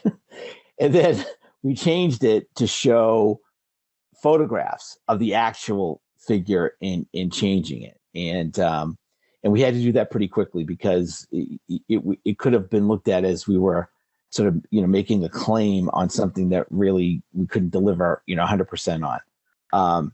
That was a nightmare for everybody involved, because we hadn't done it before. We thought we had done enough tests on it to say, this is what it was going to be. We painted the models to look like what we thought it was going to be. And the timeline forced us to use that before it went into production. And then there was an adjustment period to get the formulation, as clean as you could make it. So it was learning steps, but that was a headache. That's one of the things that I wish, through the years and through the age, that process breaks down. So you can still see it on the figure, but it doesn't really change colors anymore. Right. Which it's disappointing, but also, who thought that we'd still be playing with these things 35 years later? They're not meant to really be in use all that long. Right. But we also, we didn't know at that time, and since then, that color change, plastic in paint has evolved, and it is much more dramatic now, and it does change pretty quick. So, it was just, a sign of the times. But it's a cool thing for kids that got a chance to play with it at that moment. Right. And you and I've talked about this with my own kid.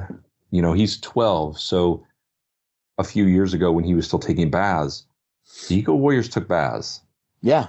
And the play set right in the bathtub. Stickers be damned, because, a 6-year-old wanted it in the bath. The vehicles went in the bath. The only thing I wouldn't allow was the dolphin.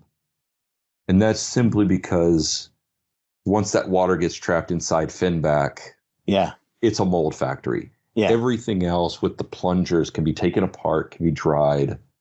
But for me, it's joyful to see something that you did as a young man in the 90s still being enjoyed 25, 30 years later.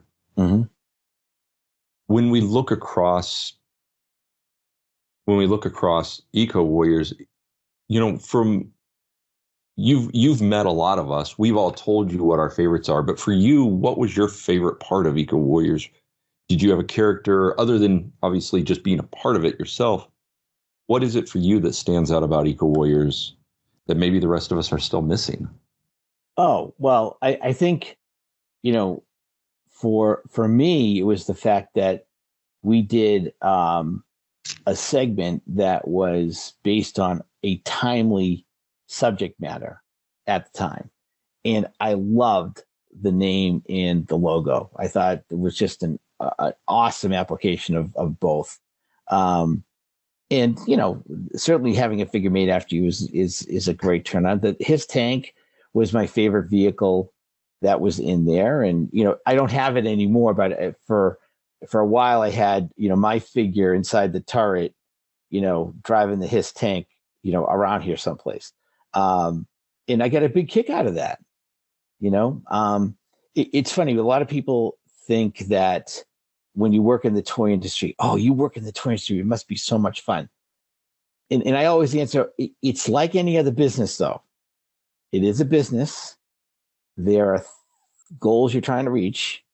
You're trying to come up with the best ideas on how to reach those goals. And nothing ever goes 100% the way you expect it to.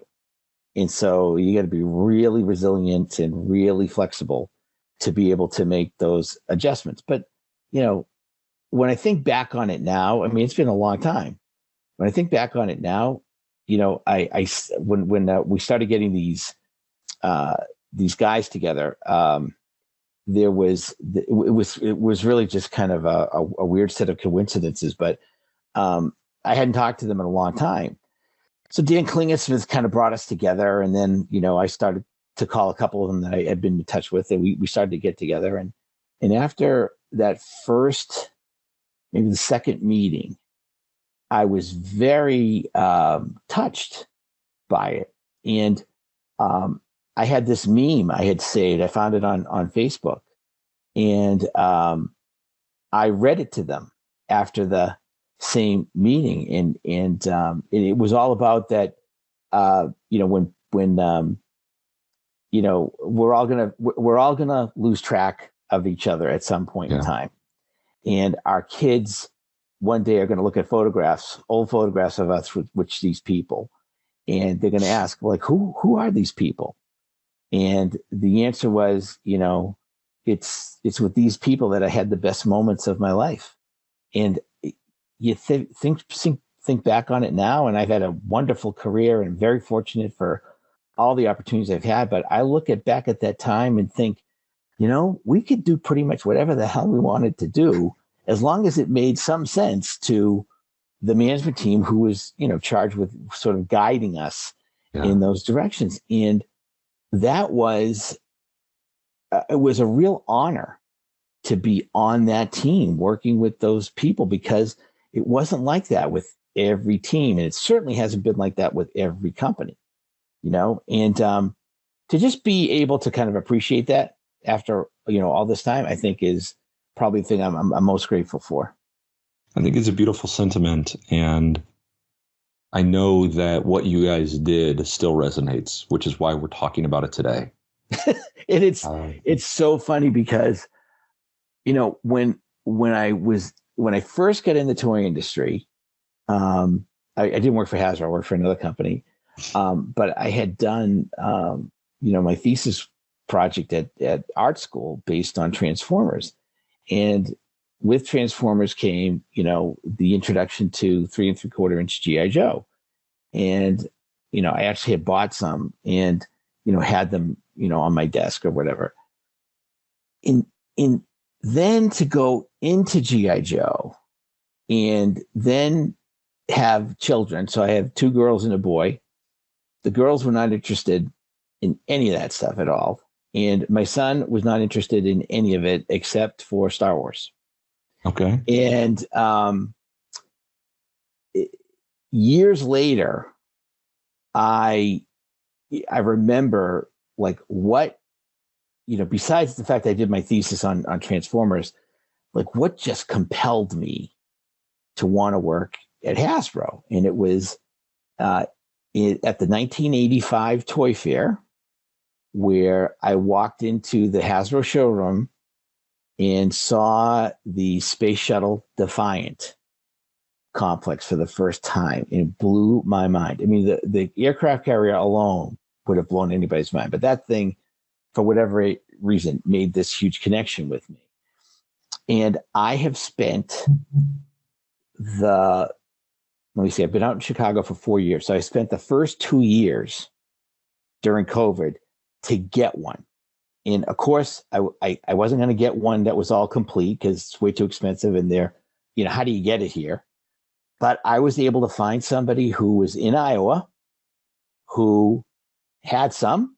They were not complete, but they were good condition and reasonable pricing. And I drove way out there to get it, and then spent the better part of 18 months finding the parts that were missing or needed to be replaced. And that was a labor of love. And I still have it. It's all packed up, ready to move. But I think that was a testament for me of how much I enjoyed that 3 3/4 inch line, because I played with the 12-inch scale when I was growing up, and I have an affinity for that too. But G.I. Joe keeps coming up in everything that I do. It's something that you're part of, and you don't realize for a long time that people will remember the things that you did and like them and want to talk about them, which blows my mind sometimes. But as you can tell, I can talk about it forever. And honestly, I'm thankful that you can, because this is something that, in 90, I turned 15, and before 91, I had kind of walked away from G.I. Joe. Yeah. The teenage normal. But by the time I was 25, I was already reminiscing of childhood and gathering the toys, and kind of by myself, and I didn't know that anybody else liked G.I. Joe. And everybody liked Star Wars, but I didn't know anybody that liked G.I. Joe. And now I don't know anybody who doesn't like G.I. Joe. And this community, which, we are all a product of what you guys as young men who hadn't grown up yet created. We've not grown up. You guys clearly still haven't, because after 30 years, you're still in the toy industry. You're still hanging out with all of us. You're going to be at DFW this year. In the following years, hopefully we'll see you at some other shows. And Eco Warriors is triumphant. And I don't mean that in any sort of exaggerated way. It is a fun line with neat accessories, great reuse of vehicles, a cool play set, and something that has withstood the test of time. I mean, at least if my Army building is any proof, it stood the test of time. It's something I discovered as a grown adult and had to have, even though I didn't have it as a kid. So I appreciate you taking the time with us. I mean, for me personally, and for A.R.M.O.R for Codename Iowa, this year's Eco Warriors theme. And if anyone hasn't read it yet, you were a large portion of the second half of Carson's very large book on collecting the art of G.I. Joe. And hopefully we will see you in other things as well. Oh, listen, if my daughter was not graduating on June 1st, I would be down in Iowa. But what I can say is that all of you remind all of us, every day, that there is a common thread that runs through us, which is that we want to relive the best times in our life. And often those are childhood memories, right? And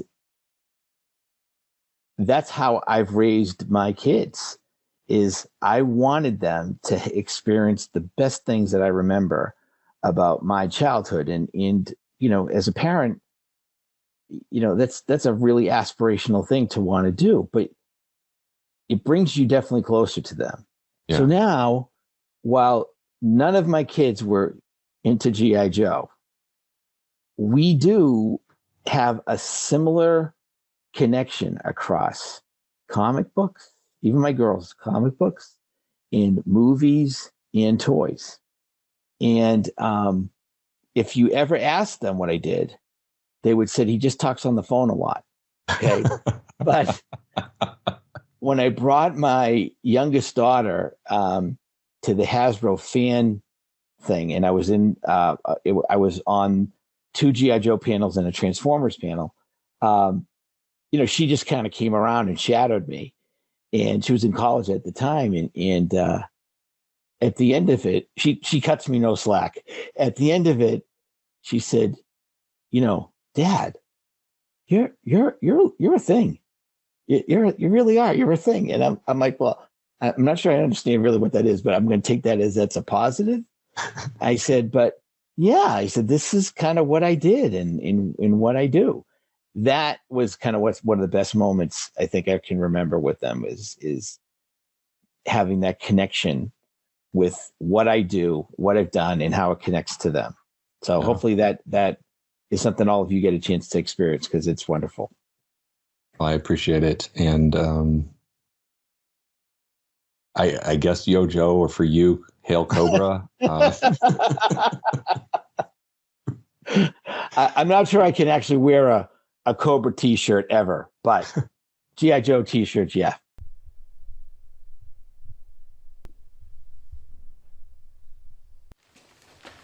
Hey, Fred. What? Did you hear that it's going to take 50 years for the ozone layer to replenish itself? You know what that means for us? Yeah. Overtime. Okay, now we know who the boss is. That scar is real creepy. Oh, enough with the scars already. We know who the boss is, but that's only half the battle. Knowing is half the battle. Oh, wrong team. We need to find out more about this organization. Like, talk to HR? No. We need someone that can tell us the things they're not telling us. Someone who can declassify things for us.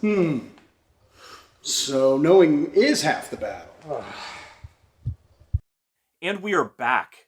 For the sake of time, though, let's just get right back into it. Ozone is one of the few men in his field who can analyze a pollutant like Cobra sludge, break it down, and discover a neutralizing agent before our forces are overrun. A man who enjoys reducing everything to its basic chemical components, Ozone isn't the kind of guy you'll see doing the electric slide at the local canteen club. But when metal-eating solvents are melting your front line, he's the best G.I. Joe's got. To me, this is just a fun character. And the only reason to me it's a fun character is because his MO, his specialty was ozone replenisher trooper. So, to me, this says many things. First off, it shows, what they were thinking about when it's like, how do we make this more environmentally relevant to what's going on in America today? So the ozone layer was huge at the end of the 80s, early 90s, because in 1985 is when they first discovered the hole in the ozone layer over Antarctica. And then it wasn't until 1989 that they did an accord where all the nations basically agreed to stop using certain chemicals so that the hole in the ozone could start to repair itself. And by like 1990, 91, it had already actually repaired itself a lot. It's actually considered the most successful accord ever. Anyway, that's a different story. Well, it wasn't because of the Accords. It was because ozone. He fixed it. Yes, and what I love about it is, the ozone layer is 9 to 18 miles straight up. That's the layer. That's how it's up there. 9 miles up, and it's about 9 miles thick. And if you look at him, his figure is covered with grenades. So what I'm assuming he did is he threw grenades at the people that he saw using aerosol cans like hairspray and stuff like that, bug spray. I think that's how he helped replenish the ozone, is by taking out the evil doers at hair salons. Well, he probably spent a lot of time replenishing the ozone where he was on the Star Brigade team. Oh, because he was up there, so he could just shoot it out of his gun. He had the anti-tox gun up in space doing it. Yeah, good point. He was patching it. Yeah, with boards and nails. With a trowel, spackle. He's just up there just spreading it back out. But one thing to point out, though, is the likeness for ozone is actually that of David Kunitz, who was a senior product designer at Hasbro. He designed a lot of the vehicles that came out for the G.I. Joe line. Not only then is it his face, but it's also his name on the package. And this is the art from that insert catalog, which we have to conclude that there most definitely would have been presentation art to go along with this. He has one of the better helmets for fighting in environmental waste. There's actually an episode of the Deke cartoon where Like all the Joes just suddenly have the same helmet as Ozone in order to go in and battle. Oh, you're right. Yeah. And here we are with all of the sculpt inputs. And again, just like Cesspool didn't have the sides on his squirting thing next to the bladder, his is the same way. But once again, it's very similar. Well, that's why they call it product development, not product exactly what I had in mind at the very first second, you know? Things are developed over time. Yes. Here is the resin as it appeared in the Toy Fair catalog. He has yellow straps on the sides of his legs. He has a lot more green details, and that accessory that he comes with, which we'll get to the name of later, it's orange instead of green. Well, and you look at this, all that extra paint applications and the colors, that figure really pops. That's a good looking toy. Oh yeah, it looks really good. So here is the test shot of Ozone, and it is in all of the familiar colors. Here is the FEP. He had blue forearm detail. The straps that were yellow on the upper legs of the Toy Fair catalog are blue on this one, and just went completely unpainted on the finished figure. Then on his waist, that bit of tech has been painted green. The color change feature, because it goes out onto his biceps. This sample, again, has the full description of all the accessories. It says includes helmet, revitalizer spray backpack, revitalizer spray shooter, and container of revitalizer spray. And when I was looking at this, I'm like, what is container of revitalizer spray? Yeah, but the weird thing is, if you look here, the input sheet for it says pistol. I don't think that that's something that I would call a pistol. All right, and then in 1991, we also had the septic tank. We're not going to get really into this, though, because Philip already did a very extensive septic tank video that you can see on YouTube already on the Articulated Points channel. And so I would just ask that right now, instead of us getting too deep into this, that you just watch that after you're finished with this video. Or you watch that after you're finished with the entire Operation A.R.M.O.R event. Now let's look at the canceled items from 1991, starting with the A.R.M.O.R refinery. You know this one so well that I definitely want to hear from you on this one. So this is active chemicals for active people. It's a great playset. It's so much fun. This concept was created by Bill Young. He was a vehicle designer at Hasbro. It's dated March 12th, 1990. This particular piece of art, I believe, was actually sold at the Christie's auction in 1994, where Hasbro sold a bunch of their pre-production material to raise money for the children's hospital there in Providence. I believe this art only sold for $60. This art's large. It's like 33 by 29. It's one of the largest pieces of art I personally ever owned. I don't own it anymore, unfortunately. But it has 8 play features. The first one was considered the extraction vat, and this separates glowing rocks from the rest of the slime. The child would have pushed down on the pump feature in the compressor unit that would have blown air into the vat to help separate the rocks from the slime. Looks like air would have just caused it to bubble. So it's just a play feature. The slime would then ooze out of the bottom into the canister, so the canister could then be taken and be used later. Up in the hopper at the top would have been the glow-in-the-dark rocks. The thing at the bottom was going to be a toxic drums, catch filtered slime residue. This allows the kids to transport the slime to the slime cannons and help keep it off the carpet. There was a compressor unit. It forced rammed air into the vat, making the slime bubble and writhe. There were walkways that linked the stations together, and they can break away for full tilt action play. Like recreate the origin of Cesspool. Exactly. There was a spintrofuge, so the rocks left in the vat moved to the spintrofuge to be cleaned of all remaining slime. Also, it could be used to clean figures after battle. You could actually dump figures in there. And it had a hand crank that the child would crank to spin the blade at the bottom to cause the water inside to swirl. It's kind of like a jacuzzi for your figures. It lets your cobras relax at the end of a slimy battle. There would have also been a tool compartment on the flat part below the spintrofuge.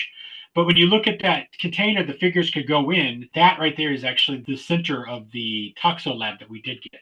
The Energizer, it charges light absorbent rocks in central laser chamber to power them up for fuel and weapons. Well,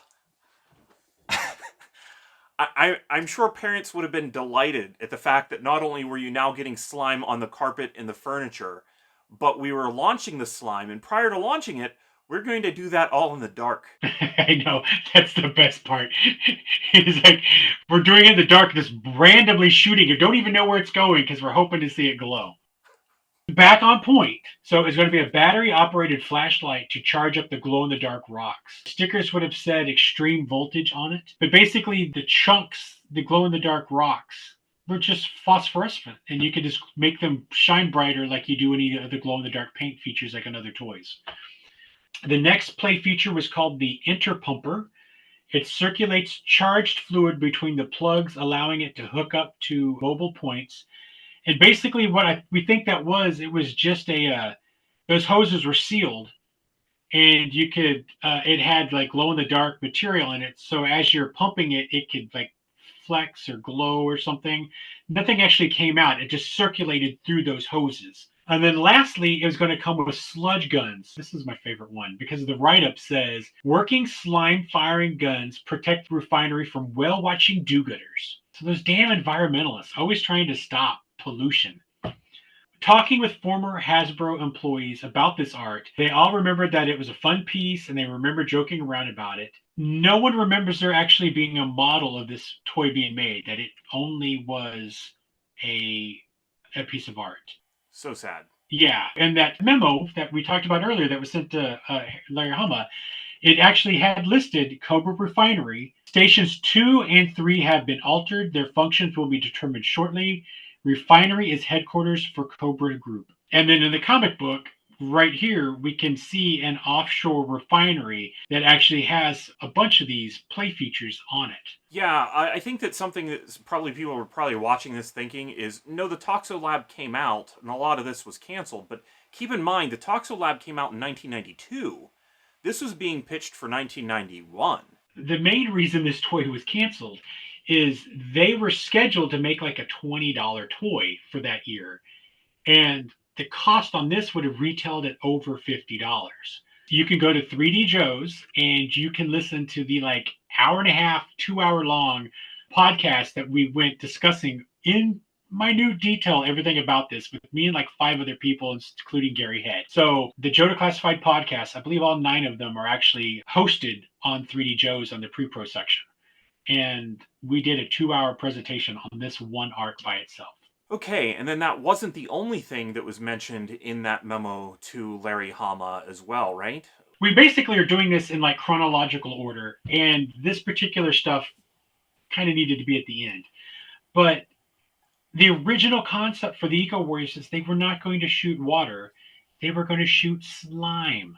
You know, each of those figures probably would have come with a small, like 1 ounce can. And then after you played with it one time, you would then want to buy more. So this was going to be the 5 ounce refill can. Talking with Vinny, we specifically asked him if there were any working models for any of this stuff. And Vinny said, as far as the slime missile launchers, the slime launching water guns, all that stuff, they could not get it to work. That's when they went the other way with water and they used the color changing ink. Next, actually, is just something fun. Right after the slime, we found something called the toxic time bombs. That's right. Much like you will be watching, hopefully, Philip's video on the septic tank after this is all done, I also have done a video on the toxic time bombs. At one point, I owned, there are 2 toxo bombs, and I owned one of them, toxic time bombs. And Pat then found the other one. Is like a miracle. This is the one that Pat found. So basically, it's just a little robot that just runs out. It just spills pollution. Cobra would mail these off to G.I. Joe places or G.I. Joe bases or wherever, and just another way to pollute and cause, disruption throughout the world. So don't forget to go watch the video, though. It's on Articulated Points that gives you all the breakdown of the toxic time bombs. All right, so now we're going to move on to 1992. Okay, and first up in 1992 is Barbecue. So this figure, he makes sense to be a part of it because he's a firefighter. So I guess that's kind of environmental. He's already kind of doing the good work. So as you can see here, this is the presentation art. There's black mask trim. And then there's some stuff about the file card. What was that on the file card? Yeah, the file card mentions that he has a handy snap-off visor. And it also calls out an emergency access fire axe. And so those are things that I just kind of wanted to point out on the file card because it's odd to me. Here's the one-to-one painted resin that appeared in the 1992 Toy Fair catalog. Now, the barbecue that I got at retail whenever they were new, the mask comes off on it. I looked really closely. There's a spot that is maybe glue, but if mine had glue on it, it was very, very little. And so the mask can kind of be put on and taken off. So I have the test shot, which we'll show later, I guess, but can't believe I'm about to do this. Oh, don't then. Yeah, mine doesn't come off. Oh, that's interesting. Okay. Well, the one that I got at retail did. So here's a nice picture of his face where it came off relatively easily. But I think more interesting than that is the fact that it says that it comes with his emergency access fire axe. And that's just a bullet point on all of the things pointed out on the figure's card art on the file card because there is no axe pictured. Well, I bet that was actually pointed out on the file card is because the two earlier renditions of barbecue comes with an axe. That's his main accessory. Yeah. So I bet you there were kids, they thought, well, everybody's going to ask where his axe is. So like, oh, it's in his backpack that they can't see. It's an emergency access axe. But so far, I've not seen any indication that they ever intended this one to include one. Yeah. So there's the test shot. Looks just like the one in my hand. That's a good example of it being in mostly the correct colors, but then the upper arms and the elbows are not. Yeah, I don't know why. It always reminded me of Christmas, the coloring with the green arms. I don't know why. And here is an FEP of barbecue, and the color change paint that they originally had on him was red. So I can really see why they would have changed that to brown, because red was just never going to show up very well. It shows up on the yellow areas, but not so much on the rest of the figure. Yeah. And then I thought that it'd be a neat thing to bring up with barbecue. We talked earlier about that EnviroForce logo, and we also talked about the speed at which some of this stuff was happening. Right. While Ozone ended up in the Star Brigade as Ozone, whenever they used the barbecue figure for Star Brigade, he ended up in there as Payload because they didn't have the mold to the Payload figure that they wanted to release, so they just used barbecue to fulfill that instead. And the funny thing was, on the first couple Star Brigade figures that came out of Payload, it did not have any sort of tampograph on his arm. But the one that was released later in 94, in white, it did. And so Payload of Star Brigade has an EnviroForce tampo on his bicep. That was a cut and paste error when communicating with China. Yeah. Now we have Deep Six. This is a biggie. His file card says that he includes time variable aquatic hand grenades. Maybe there's a time aquatic hand grenade in that pouch of his on the vest. His original concept name, though, was Torpedo. And all the art and everything we've come across, it was actually Torpedo. And why they changed it to Deep Six, I really don't know. But one thing that's interesting here is we have this concept art in pencil, and he is wearing a completely different outfit than what they ended up producing. And he's wearing a deep dive like suit with the built-in helmet that's attached to the torso, which is actually kind of similar to what Deep Six earlier versions, came with. It is a little bit weird, though, that it looks like it was Torpedo when it was more of a pressure suit, but then whenever it went to more of a Frogman suit, it became Deep Six. And so here's the face mask that came on that character. The main thing to point this out is it says Torpedo's mask. So as you know, Deep Six came with a companion animal named Finback, which was a bottlenose dolphin. But originally, Deep Six was proposed to come with a killer whale. So Vinny, once again, he shared with 3D Joe's a story about that killer whale. And here's what he said. He said that we needed to do a diver because we hadn't done one in a while. We thought it'd be cool to have a figure come with a killer whale.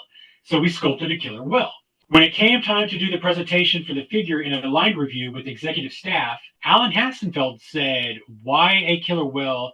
Why don't you use a dolphin?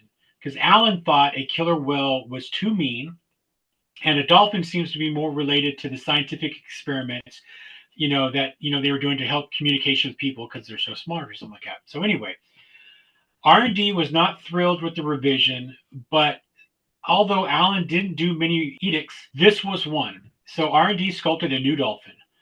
All the previous artwork had already been shipped to China, and the wires got crossed. So when the original Killer Whale color sheet was referenced in China to create the paint scheme for the dolphin, those carded figures were sent back to Hasbro as EPs for review.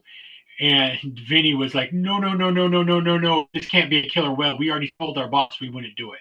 So a cool thing that has turned up, as you can see here, is this input drawing for Torpedo's killer whale. And this is actually an orca and not a bottlenose dolphin. It has a different face, and this is drawn at 2:1 scale. But when you cut it in half, when you do this, we convert the scale to actual production scale.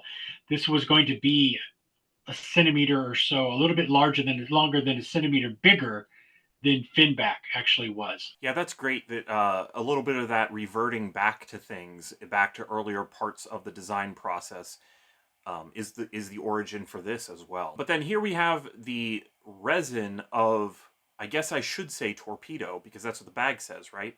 Yes. It also appeared inside the Toy Fair catalog. There's a resin, but his visor is cloudy, and I'm sure that they didn't intend on it being released that way. But whenever you're dealing with resins, it's very difficult to get them to be colored and clear, and so I would bet that that's the reason why it looks very cloudy. And I have that resin. Sadly, I did not get a visor with it.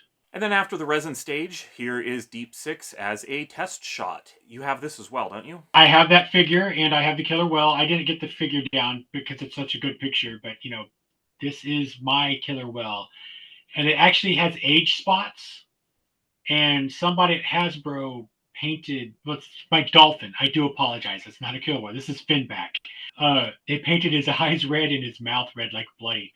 It wasn't meant to be that way, but the rubber has absorbed the ink over time. He looks like he's the marketing for The Dark Knight now. Yeah. Part of the marketing for that movie. Yeah.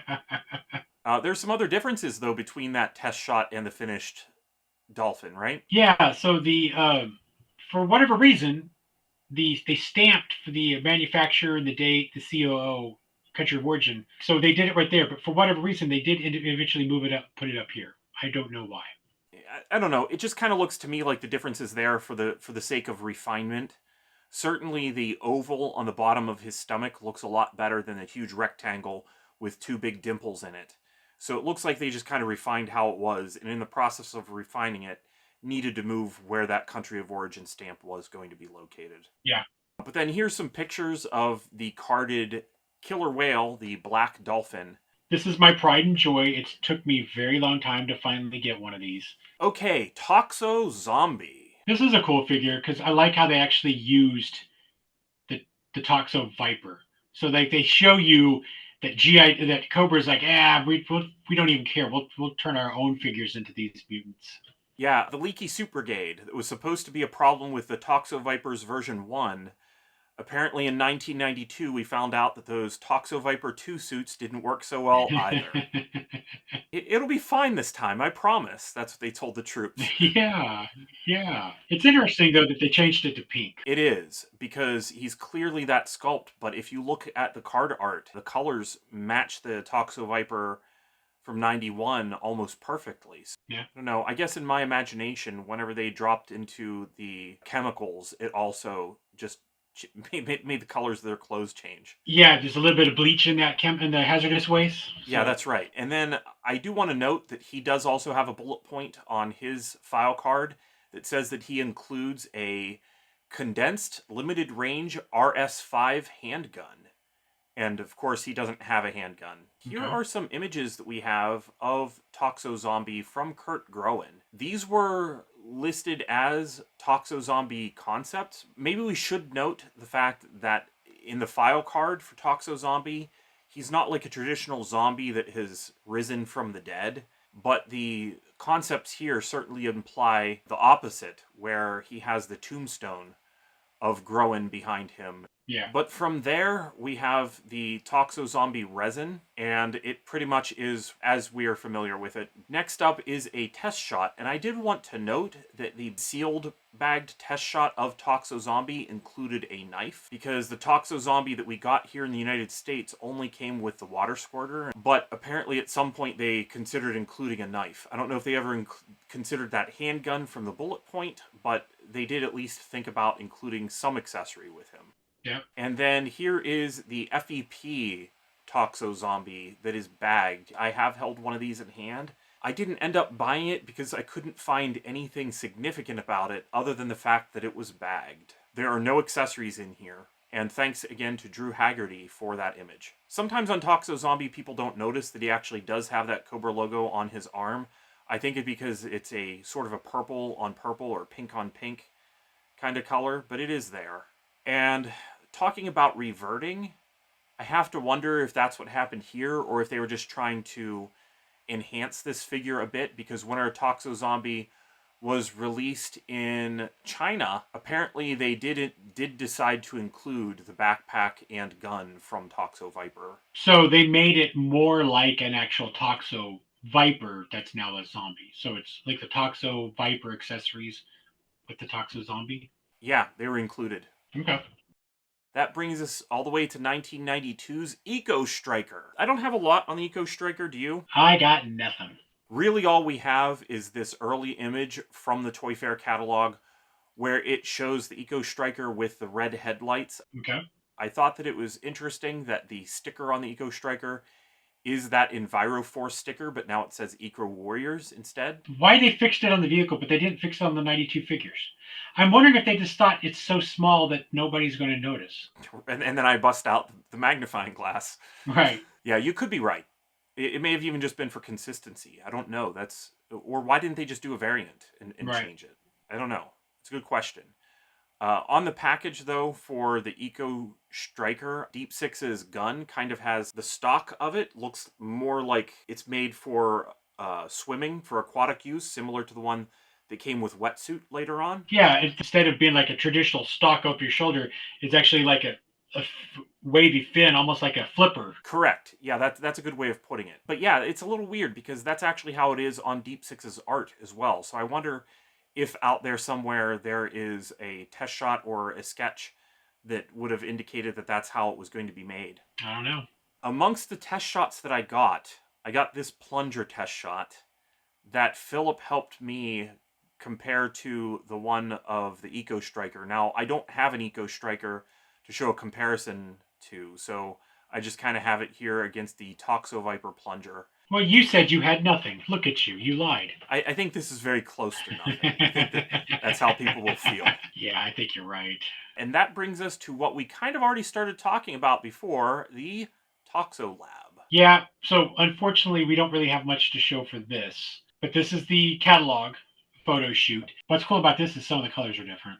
What else is cool? It is picking up resin figures here, and yeah, the grabber arm has a little bit of orange on there, but there's not a ton that is different here. I would say that the more interesting Toxo Lab is the one that appears in the 1992 vehicle insert catalog. You can tell that it has been customized from various G.I. Joe vehicles, and I like to think that it kind of calls back a little bit to that earlier A.R.M.O.R playset. Well, you can definitely see that this right here calls back to when they were still using they still planned to use the concept of slime, not water, because that canister could hold slime. Yeah. The gun on the Sludge Viper looks like it has the bigger tip on the end, and it has a playmat underneath it. Yeah, I think that the inclusion of a playmat is a good indication that there was supposed to be a small area where kids could get some slime on something and parents would be not quite as upset. I think the playmat is a key feature. It also says A.R.M.O.R Plasma Tox on the top of the tank, the top of the playset, and on the playmat. So A.R.M.O.R was definitely something included quite a lot on this. But you can actually see some different G.I. Joe parts in here. There's right there behind the Sludge Viper If you look close, that corner is taken from the tactical battle platform turret. Okay. The gripper arm, that's straight out of the Defiant. Or painted yellow. I don't know why Clean Sweep is the one operating it, but that seat is actually from the Rolling Thunder. Oh, that's cool. And then down on the mat, I was able to spot that there's a Stellar Stiletto missile as well. I'm certain that there's probably some other things in here. I would love to see some comments from people who can identify things. You and I both had similar thoughts on the on the Plasma Tox container, but neither one of us were able to identify it. So basically, when we both saw that, it reminded us of like a athlete's foot powder, or like just a drying powder for your feet. Like a little, it just, with all those holes, it looked like baby powder or talcum powder or athlete's foot powder or something like that. Who knows? Maybe it's a remnant of separating out the slime from the rocks. You know, just speculating. But another thing that makes me think that this was part of the slime play feature is all that stuff that's scattered on the mat. You know, you could just see a kid encasing that in slime, like spilling slime on the mat, and like, oh, I can't use my gun now because it's covered in slime, you know, that type of thing. Yeah, I enjoy seeing that. But then next up is this. So we want to thank TA Smart for this. He purchased this off Facebook, and this is the test shot for the Toxolab playset. Yeah, it's kind of neat because the ladders and the green parts are actually a darker green, and the orange parts are still orange, but then the other stuff is this bright pink. Mm-hmm. And to be honest, it all just kind of reminds me of the colors of the Toxo Zombie. Oh, you're right, it does. I could see that. Yeah, and it's weird because the pink is kind of pink like the Toxo Zombie, and the released one is kind of purple like the Toxo Viper. Mm-hmm. And it did make me wonder, you know, if this was an intended color and then maybe they changed it, but not with the art. The art kind of matches. Well, you know what's weird? Actually, if you look at the art, the green matches this green. Yeah. Rather than the green that it was released in. But, I mean, it is a test shot, and it's quite common that the test shots will be produced in a plastic because it's a different color than what was going to be final production. I just am trying to sort out whether or not it falls more in the category of test shot or more in the category of FEP, because maybe this was a proposed color for the playset. So it could have been an EP, and they looked at those colors and said, yeah. No, we picked purple number 42, not light purple number 12. You need to change it and send it back. Yeah, very true. All right, so now we're moving on to more canceled goodness. That's right, canceled stuff from 1992. So this particular piece of art has been on Yojo for as long as I know. The color portion of the art, which I don't have, on that it actually says Eco Warriors Villain. But when you look at it at first glance, it looks like it should be the Supersonic Fighters version that was produced.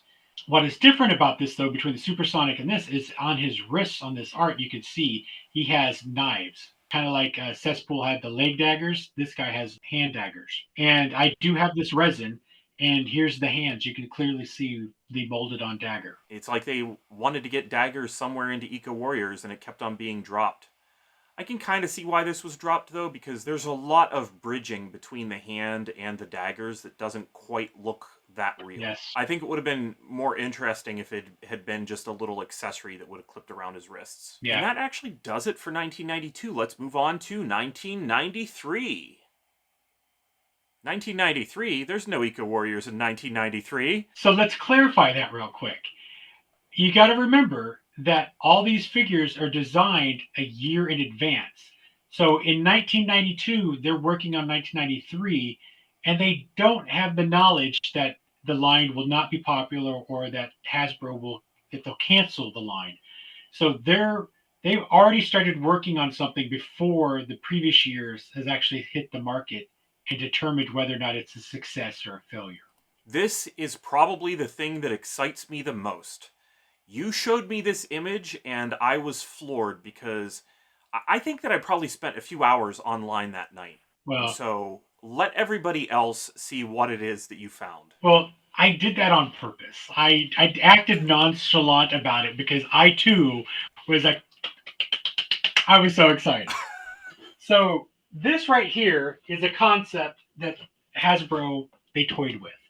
And it was a new revolutionary plastic called Novon.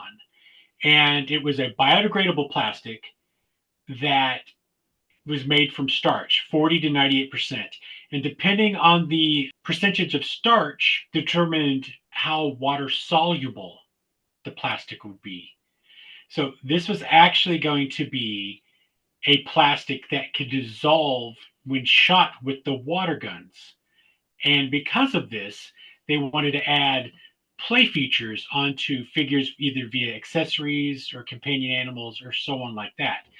And this was the first time I'd ever found anything for Novon. I was at a friend's house who's a prototype collector, and I immediately started taking pictures, sent them to Pat, and then went out of my way to make a huge trade so I can own this myself. And this is the first piece we have here, and it's just this small little presentation board. And on it, you see a brick wall and a bomb squad disposal suit.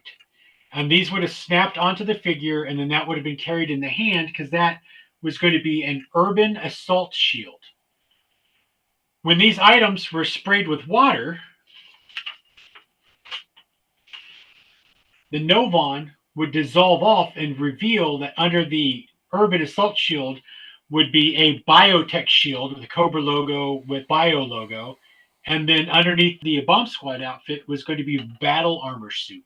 The problem with this is it was a one-time play feature. It can only be done once because the plastic dissolves and goes away. It's gone forever. Other things were developed for this concept, and the purpose of it was to have something interesting on the outside and then to be really cool underneath because it's going to be that way for the rest of the child's life, but the rest of the life of that toy. This kind of blows my mind, like in so many ways. And we were in such disbelief that we asked and rephrased the question a few times to Vinny, and he was like, no, because I thought, well, maybe this led into Mega Marines. Maybe the molding stuff of Mega Marines, the idea was, hey, you could take this Novon and mold more on and then, hose it off. And he was like, no, that just is not possible because the way this stuff is made, it has to be, injection molded with heat, just like any other plastic. There's no possible way. Like it's not moldable at room temperature. So the Novon, whenever it was used, there would not be any way that there would be a refill. Like that was just out of the question. It definitely was going to be a one-time use. So then I asked the question again, well, would you have sold accessory sets so you could buy just the accessories again? And it was a no. Right. Whenever we were going through it also, we found that the price of Novon was incredibly high. But once again, we're talking about millions of units or hundreds of thousands of units. And that all adds up. And so that's actually why Novon never truly took off. I was hoping I could find something made of Novon and do a demonstration, but I couldn't find anything. And even if I had, like Chris said, they could fine-tune how well it would have dissolved in water. And so the G.I. Joe stuff would have been kind of specific. Mm-hmm. They did seem to have in mind the end consumer and the kid realizing that he had gotten his one-time use out of it and that was it. Like, that wasn't necessarily a fun thing for a play pattern for a kid. It was a one-shot deal. And he goes, but that's why they went out of the way to try to make the thing underneath look kind of cool. And it'd be something they would still want to use. Yeah. So after I found that one presentation board that I just showed you, I found a second one. This one really blew my mind. It's a boring picture. It doesn't really tell you anything, but it specifically calls out that it's a shield with an outer coat of Novon for the characters of Airtight and Blaster. Oh, I was like, oh my goodness. So we now know there were going to be more figures, and we now know that there most likely were going to be version 2s of Airtight and Blaster. And Airtight makes perfect sense. He should have been in Eco Warriors. Unfortunately, not been able to find any other information, and no one we've been able to talk to has any memory of this. Yeah, and this, to me, is a little bit even closer to a reality, because that first board that you pulled up, that was like a concept board, mm-hmm. where they're showing how the stuff would function. Right. Those drawings were not ones that were going to go off to a sculptor. Mm-hmm. This drawing, however, is a sculpt input drawing. So this is the later in the production process where they may be considering sending this off to a sculptor. They had such good talent working at Hasbro that they worked very fast. And so this idea may not have lasted very long.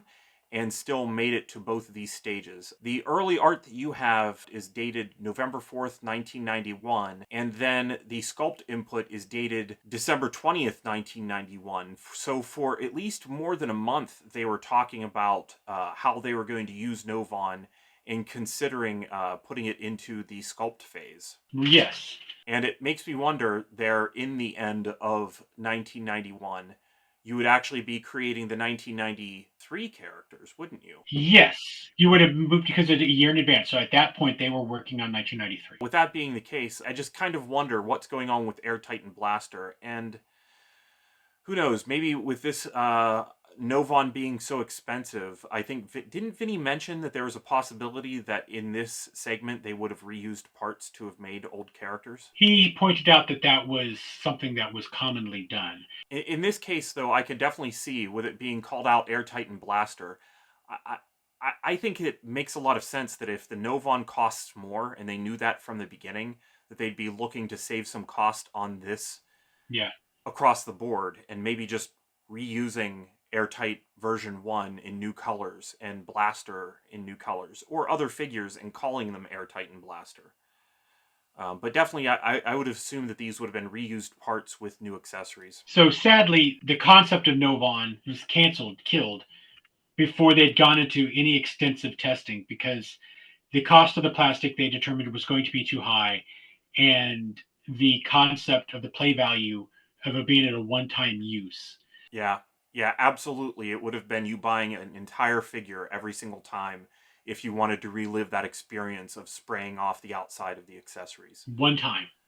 So that's horrible play value. One of the reasons why they didn't want to go forward with this was that they'd just recently also been burned on even just the color change paint. They, like you said, they literally just got burned. So they were basically gun shy to try another thing. While I regret a lot of the stuff that we didn't get, right now I'm mostly just regretting I would like to be able to look at an Eco Warriors Airtight. Yes, an Airtight, Eco Warriors Airtight and an Eco Warriors Blaster. But if they had made it with these Novon shields, you'd have a mint on card package, most likely with a dissolved Novon layer on the puddle and the accessory bubble, because this stuff is starch based and probably have ants. Wow. I could definitely see it being broken. It would look like some of those old packages of like G.I. Joe gumballs, where the gumballs have gotten all crusty and disgusting in the side. So since the Eco Warriors was canceled for the 1993, they decided to use those figures for other sub-teams and other concepts that were going to come out in 1993 and 1994 or whatever. So one of those characters that was developed was the Sewer Viper. As you know, like we told you, the character Sewer Viper, that concept was canceled because 93 Eco Wars was canceled.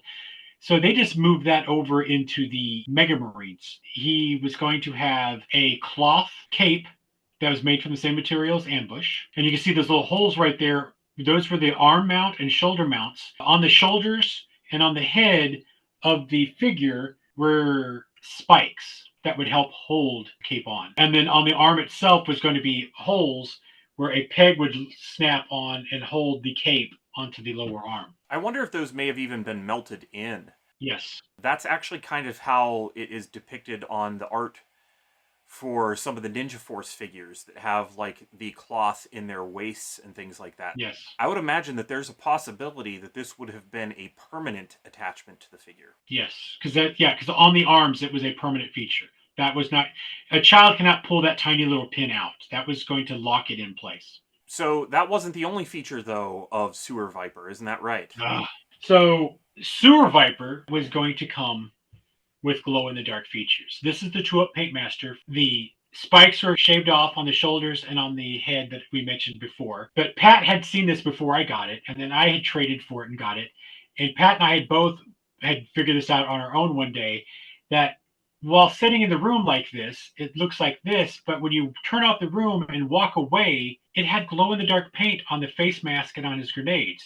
So the Paintmaster for Sewer Viper had glow-in-the-dark paint apps, and when they turned this into Mega Viper, they painted over that green glow-in-the-dark paint and just made it yellow to match the rest of the outfit.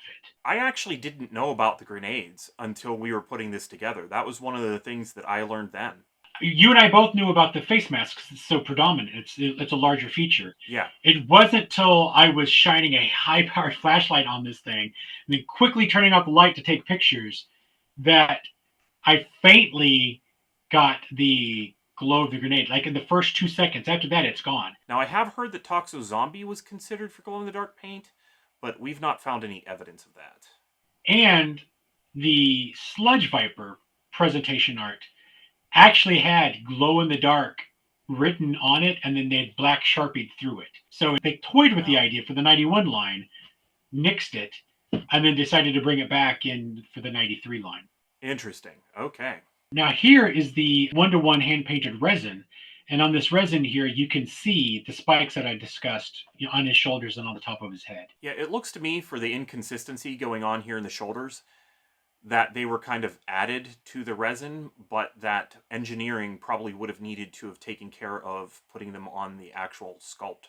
Right. Here you can see them as well inside the Toy Fair catalog, because whenever Mega Viper appeared in the Toy Fair catalog as part of the Mega Marines assortment, not only does he have the spikes, but his mask is green, just like that earlier resin. Moving on though, here is a test shot with all of the spikes removed. In non-production colors. That is right. And it's interesting, actually, all the Mega Marines test shots are in that color scheme. Oh, that's interesting. So they were all done kind of together. Mm-hmm. Okay, so moving on to another figure that was proposed for Eco Warriors 1993 but didn't happen. Outback. Here is the pencil art for Outback. It says on the back of it, Survivalist. Isn't that right? You have it there. Yes. So on the back, it actually written in ink, it says Outback Survivalist. It says Grizzly Outback. And then in ballpoint pen on the middle, it actually, you can't see it because it's in blue ink.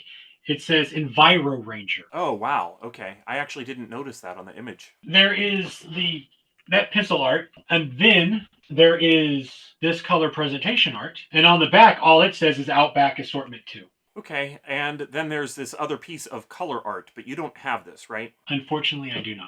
Even though these are the more wild colors, all signs kind of point toward the earlier colors being the green and tan and orange colors, because that seems to be like the primary version of the figure, while a lot of people kind of have always assumed that the wild colors, the brighter one, is the eco one. I don't think that's the case, and I think that we have the precedent of even Barbecue. His colors aren't that wild, and he's the eco warrior. Okay. All right. Well, after you have your presentation art, you do have your sculpt sheets and inputs. And this one does call him Eco Fighter Outback Survivalist. And it is dated December of 1991. And that's the same date, basically, as that other art that you're talking about, Sewer Viper. Yep, that's the 2-up Paint Master. You know, we haven't mentioned it before. We've already shown them. But this was created to be a color control. This would have been sent to China with the list of colors. So that way, when they built the paint masks, they would know that that's green, that's orange, that's black. You know, they'd know where all the colors go specifically for this figure. Yeah, it makes a lot of sense, because in a drawing, you can call out what the colors are, but you kind of need a physical model to know where the colors go. Because of something like this is painted so early on that they haven't decided on cutting costs yet. At Hasbro, they're painting this, and they send this to China, and then when China makes the engineering pilot, the EP, with everything painted on it, and sends it back, then they also say it's going to cost you this much money to do this. Yeah, and then we kind of see these colors again inside the 1993 Toy Fair catalog, because that is how Outback appeared in Assortment 2. Now, we haven't really talked about this yet, but everybody looks at this and goes, oh yeah, I have that one. Those are the colors that it got released in. Close, but not quite. Because the released Battle Core figure has a belt that is blue and I think gold, and then blue gloves and blue tops to the boots. And that's how the package art is depicted as well, with blue in all of those areas. But the Eco Warriors one has all of that in orange. That's correct. Right, but before the Paint Master is used to inform the painted samples, a test shot like this one is made. Moving on, I have here an FEP of Outback. This is not the one that I believe was Eco Warriors, but I think it's worth talking about right here. But if you look at the FEP there on the left, the forearm pad is black and the glove is orange, whereas the released one has them the opposite way. I would also point out that the plastic swirl looks like it's in a little bit of a different ratio with a lot more yellow in the earlier figure FEP. And then that's not the only difference on some of the early samples, isn't that right? Yeah, we actually got pink weapons.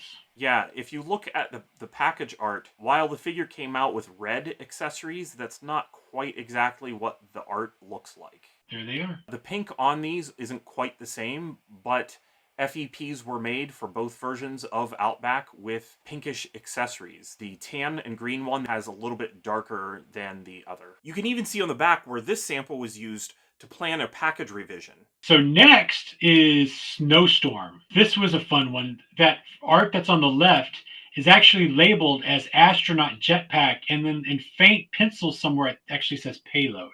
But that shows you a rough concept as him as an astronaut. And then the art on the right actually shows a more refined drawing, and you could see where they decided he was going to become Snowstorm, an Arctic figure rather than a space figure. So here is the sculpt sheet. And once again, he's actually labeled as Eco Figure Snowtrooper. Yeah, that's interesting. So at that point, they knew he was a snowtrooper, but they didn't have a name for him. Right. But he's Eco Force. And then here is the resin that also appeared in that same assortment in the Toy Fair catalog from 1993. No visor on him, but probably because it's just difficult to have resin visors. And then, one thing to point out that I forgot to mention is the likeness for this particular character is actually based off a man named Thomas Hamilton, who was a design manager for Hasbro at the time. And that sculpt sheet is dated December 12th, 1991. So if you notice something here, all this stuff is created within 2 weeks of each other. But then there was this test shot. Do you have this? I have that. I don't know why. This test shot with that lime green visor on the brown mask, it just looks cool to me. It's sealed in bag, and I don't want to open it, but I really do wish that was loose because that would look really nice on a shelf. It would, yeah. Well, you just have to find another one. Yeah. So one cool thing about this toy is there are multiple EPs and FEPs, including mint on card versions of paint schemes that we did not get. Pat has a loose one here that he's showing. So that does it for the figures from 1993, but you actually have some more stuff to show us, isn't that right? At the same guy that I got those other pieces of the Novon accessory art, he also had this. This is the sculpt drawing for the canceled Sewer Viper's alligator companion animal. Now, what's really spectacular about this particular piece is that the alligator itself originally was going to be a water squirter. I guess like Finback's a water squirter, but this guy was going to have the same play features as Sludge Viper's and Toxo Viper's water gun. And the fact that the tail would be pulled back because the tail itself was the plunger. You'd put its mouth in water, fill up the reservoir inside the alligator, and then you'd push the tail back in to launch the water out of its mouth. This particular concept, as well as another one we're about to show you, was actually going to have a coating of Novon on it to simulate skin. So this right here we're now seeing is the 2-up hard copy showing you the robotic alligator that was going to come out. We asked Vinny, why would a water gun have to dip in water, be coated in plastic that is water soluble and will disappear the moment you dip it in to get the water into the alligator? And he said that actually the water gun concept was earlier on, and they had canceled that idea and decided to just make a solid cast alligator, I guess like similar like Crocmaster's alligator, that was going to have a Novon coating of a realistic skin. Okay, I love hearing that stuff, but he's not the only animal, is that correct? No, there was going to be two. And there was going to be a robotic panther. And this was going to be the companion animal for Outback. So the alligator would have gone to Sewer Viper, aka Mega Viper, and the robotic panther was going to come with Outback. And here it is. Unfortunately, the tail has broke off because this is wax. I still have it, and it has been repaired by a Hasbro employee, but when shipped back to me, the tail broke again because it's just a thin piece of wax. But what's cool is this is a 2-up. This is a 2-up. But that right there shows you the scale of how they would have been together. Yeah, so nice to see them next to each other. Yeah, that's cool. Unfortunately, that alligator we don't have, so I can't hold it up with this guy. But that alligator belongs to Drew Haggerty, and we appreciate him once again sharing this with us. Okay, and then the only thing we have left to do is to thank all these people. I just kind of want to put it all on screen. We have so many people that have helped us with this massive undertaking. And you know what, Pat? I thank you, and I hopefully you thank me. I absolutely do. You beat me to it. I was just going to thank you. I was so looking forward to this. I can't believe we're at the end of it. And really, this is where my work begins, because I can't believe what a beast I have to edit now. I did want to end on one more thing, though. Okay. That, before we go, we wanted to point out that a lot of people give Hasbro grief for Eco Warriors. And we wanted to remind you all that the design team themselves did not even like the idea at first. That Kurt Groen said in an interview that the design team initially did not like the idea of Eco Warriors and they rebelled against it. So the first ideas and designs were mediocre, and after getting reprimanded for their efforts during the initial design meetings, the team put more effort into the creation of Eco Warriors. Today, Kurt Groen is happy with the sub-team and he is proud of the work that they did to create it. So, you might not like the bright colors and the oversized accessories as an adult, but little kids in 1991 and 1992 had fun shooting those water cannons. And because of this, we ended up with more figures for us to collect today. I think that's a great way to end it. Thank you very much for being on. I really appreciate all you brought in today. And thank you. Thanks for watching this episode of Articulated Points. We hope you enjoyed it. And we'd appreciate it if you would like, share, and subscribe. If you'd like to learn more about some of the toys featured in this episode or want to follow us on social media, links are in the description below this video.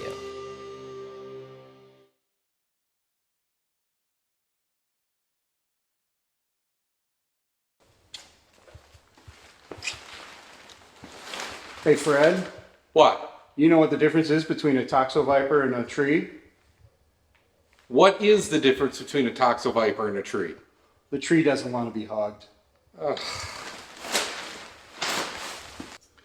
Fred, I've been with this organization for a long time now, and things just seem to be slipping away. Yeah, you're telling me when I joined it was all laser guns and robots, and now it's day-glow uniforms and squirt guns. Tell me about it. They're just making a mockery out of Cobra. Oh, it's bad theater.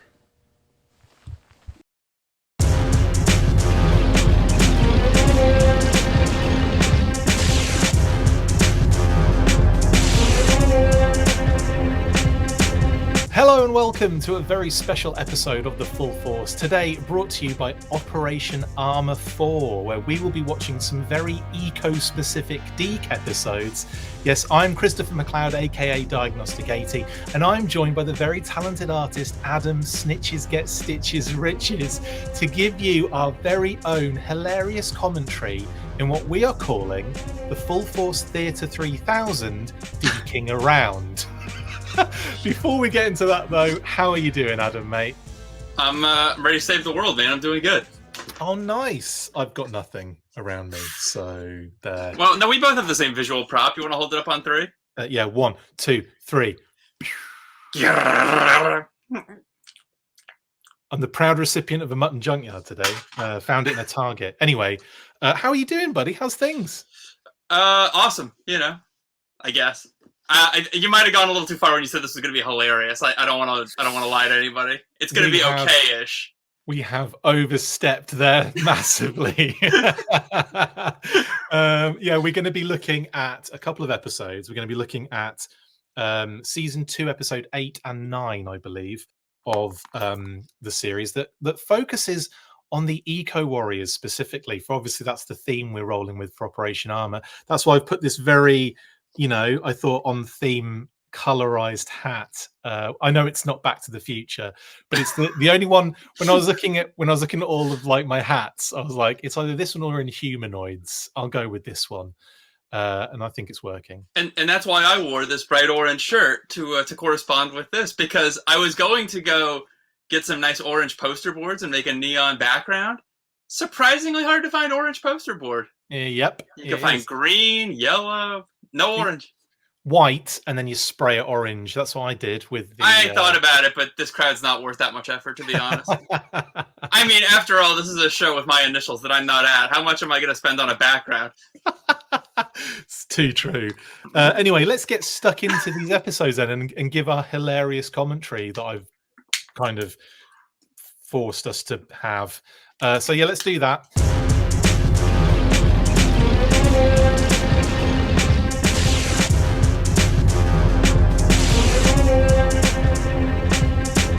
Okay then, here we go. Right.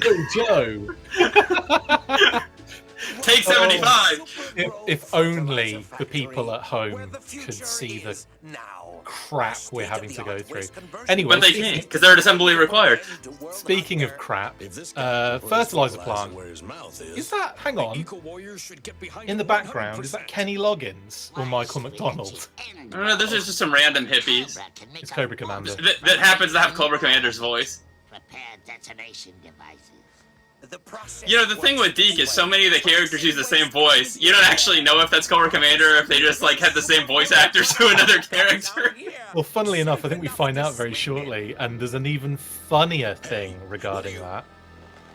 I love this when he pulls the... Yeah, look at that. And there's a Viper helmet underneath. I mean, in fairness, we never saw that guy's mouth move, so it's more believable that that could be a bat. That's incredible, isn't it? I love how it comically... Oh, it's the origin story for Cesspool, isn't it? It is. You did this to me! You did this to me! It looks like he's already fallen in the vat looking at the colour of that jacket. Oh my goodness. They could have done a really good Wilhelm scream right there. Classic. You know? At the very least, you think they would have done, like, the 12-inch with, like, the little mask over his mouth or something? The full bag head. That's so good. It reminds me of the Sunbow when you'd have Zartan pull his disguise off and have a gas mask underneath. I gotta call attention to that strange pose that Clean Sweep and Flint just did. That was some real, like, ambiguously gay duo stuff. The arms interlocked, hips together. And then we get the intro. Honestly, best theme song ever. That little zoom-in shot right there that's next to the wheel of the General has always bothered me my whole life. It looks like it was, like, drawn on a napkin and blown up to movie theater size. It's the only scene in the whole show like that. Yeah, the animation's usually really good in Deke, isn't it? So I mean, I like it. That's why I'm here. I love the running, like Venture Brothers running almost, like with leaning backwards. It's amazing. It's like they've programmed the bats to also have comic runs as well, like they've done that on purpose. This season 2 intro always throws me off because I feel like I have the season 1 intro so burned into my mind. When I see that they've interspersed new footage, I'm like, this doesn't look right. Headman randomly in there as well. Yeah, he looks like a magician. There's something, even though he's on model, he doesn't look right in animation. I don't. The Sludge Factor Part 1. I'd still be in there. If you hadn't spotted that. Man, they look like Mask. These guys are real touchy-feely. They are. They're eco warriors. Yeah, they're very in touch with their feelings and the environment. Brad Turner. Activate toxin I like that floating catch. Toxins to wipe out an entire army. Forget a cleanup. We'll have to seal this place off for the next 1,000 years. 1,000 years should do it. Yeah, that. Again. This was a fertilizer plant, wasn't it? They're treating it like Chernobyl. Take a shot every time they embrace. Safe enough to swim in, eh? He was wearing a gold watch when he went into the sludge. I saw it on his wrist. There's no way your guy survived. I'm afraid he survived. Yeah, he never. Let's go. Look what it did to his watch. He couldn't have. It's impossible. Just get him a new watch. That'll make him feel better. Farm bought the farm too. Oh, love that line. Looks like the farm bought the farm. I imagine this is what the plant that they grow fast food looks like. When he fell in. Killing the earth just to make a buck. When will people just to make a buck? Can you imagine? What it did to the corn. It's funny, isn't it, that like it. I can imagine the waste. Could you imagine the waste from all of the companies that made like action figures and animation and all that kind of stuff, and they're doing the eco? Yeah, and the 20,000 cells of plastic used to animate this episode. Yeah. Were they just watching a video of themselves being all like... They were, weren't they? Yeah, who was filming it? I mean, Hector Ramirez was in that opening shot. Was he the one that was filming those plants up their asses or what? It was either him or Michael McDonald. Oh no, that was Cobra Commander, wasn't it? It was. I love the septic tanks. So awesome. Mayday, mayday. They just boot the radar. It didn't actually do anything to it, though. I was kind of expecting it to, you know, like, it did. Yeah, nothing. The radio's dead. The antenna must be down. This is like us trying to set up the Zoom recording. We're on our own, buddy. How many different formats did we try before it actually worked? I mean, we'd be here for the whole rest of the episode trying to explain it if we hit the floor. What is that? I like how the kind of burn mark that the Sludge Viper created had kind of gone over the glass and the frame, and yet the frame was still intact.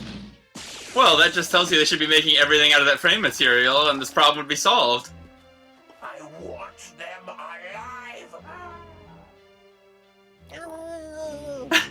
Considering a lot of the voices in Deke are pretty crap, I think Cesspool's is pretty good. I like Cesspool.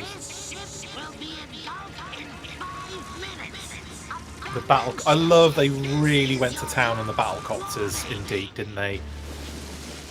Yeah, that was a hot seller. You know, they had to.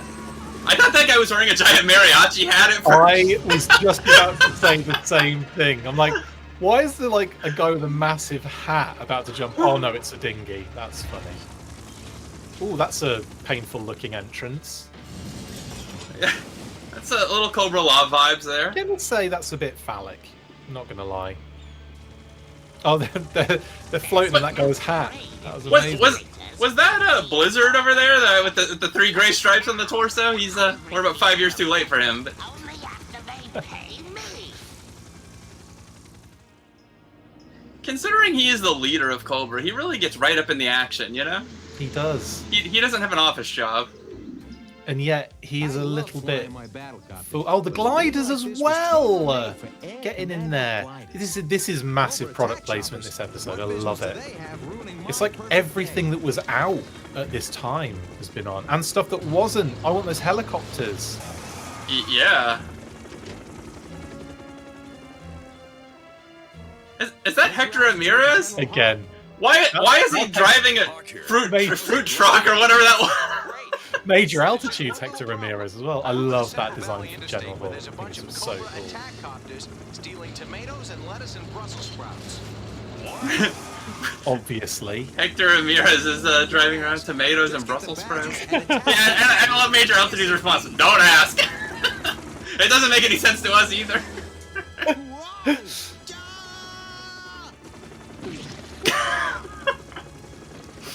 It's so much more slapstick, isn't it, the Deke cartoon? Yeah, but I kind of love that, honestly. I mean, people act like Sunbow is high art. Like, they're both stupid in their own way. I mean, compared to some of the slapstick in this, it was. They look like Cobra La helicopters, don't they? Yeah, they're... Yes. I love that he's in just a vat of vegetables. Oh, and you get a double drop for the commercial. How nice. I should edit a commercial into that, shouldn't I? Yeah, maybe we can record one. We'll find some old commercials and record audio over them. Well, that's a good use for that particular hacking element. Yeah, for that projectile. How do they pilot any of these items? Like that? Yeah. But just remember, you're riding a bomb. Good point, Hawk. That's a bomb? You were further off the ground then. Yeah. He should have just fallen off the vegetables in the first place.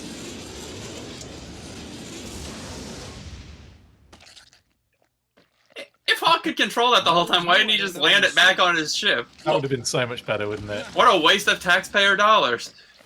But I never thought it'd be tomato. What could Cobra possibly want with all these vegetables? First, Eco Warrior headquarters gets trashed. Maybe they're and Flynn hungry. clean sweep Yeah, turned food is big business, man. Have you seen the cost of food lately? They didn't either. Then, Again, Cobra I love it hijacks when a we see convoy all the of grain vehicles, freighters. all of the figures that were out at that time. Now this. I mean, I would say this is all a giant toy commercial, but like, is it all of G.I. Joe a giant toy commercial? And that's what I like to see, though. I like to see them all get their little kind of time in the sun. Something that didn't quite happen for some figures, and you kind of, they're on that cusp of like end of Sunbow, beginning of Deep. Yeah, that's why those figures are so special for the commercials, because that's all they got. I love that they've got like what is effectively a giant bendy straw doing that.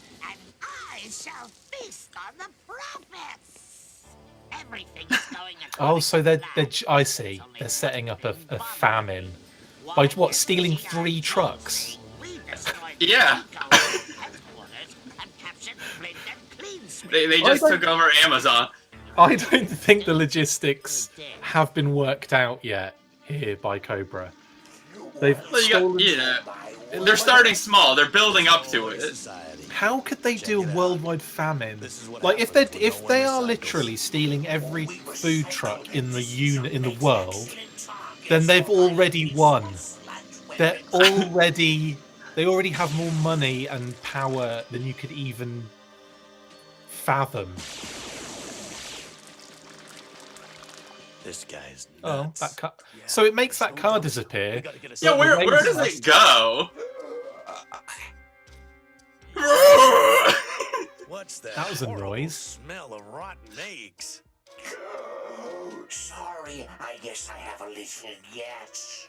A little? Have you ever seen that sequel to Silence of the Lambs with that guy, and he's got like the melted face, and he collects Hannibal Lecter's trophies? He sounds just like that guy. He does. Oh. And COVID was born. Ugh. Who are you, anyway? My identity, Flint, is the last thing you want. Who are you?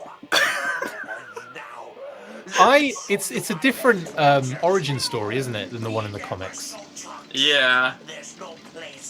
I wonder if Cesspool was originally supposed to have a red helmet, because I imagine this was animated well in advance of the toy. Could have been. Have you seen much in the way of concept art for Cesspool? Yeah. Nothing that really comes to mind, I no. can't think of anything. I wish I hadn't. And he's got the nailed hand too. Claws. You know, if you kept the air cleaner around here, you wouldn't have to wear those masks. And if...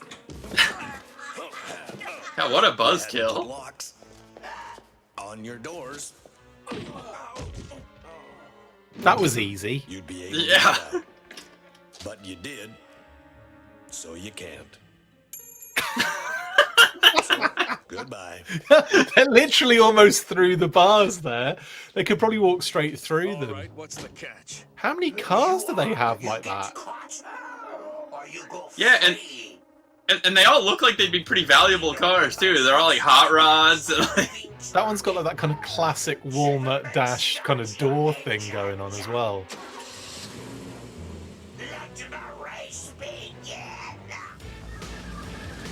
I like how Cesspool has a lot of fun with them, you know? He keeps it interesting. I'm out of here. God, the soundtrack to the show is so good. Get away. I didn't. It's kind of annoying you can't get that soundtrack like you can get the Sunbow one. Yeah. What does that sound the back of the car? Did it say clock? That's a chalk. Oh, chalk. Yeah. Now it doesn't say anything. Pull over by that pile of barrels and take off your belt. Whoa! What? I knew they were close, but... Flint, is this really the time for that? Oh, Joe. Is this really the time for that, Flint? Yo, Joe. How long is that belt? Pretty long. And now Thingy doesn't have any pants, so he's definitely... that's foreshadowing for what happens at the end. Also, is Clean Sweep really wearing pants? I thought he was wearing more of like a coverall situation. Yeah. Yeah. If that wasn't enough for you, Then recycle this, sludge heads. Amazing. You just pulled the whole seat out? He just Arnie'd from Commando. He just pulled the seat out of the car and threw it out the window.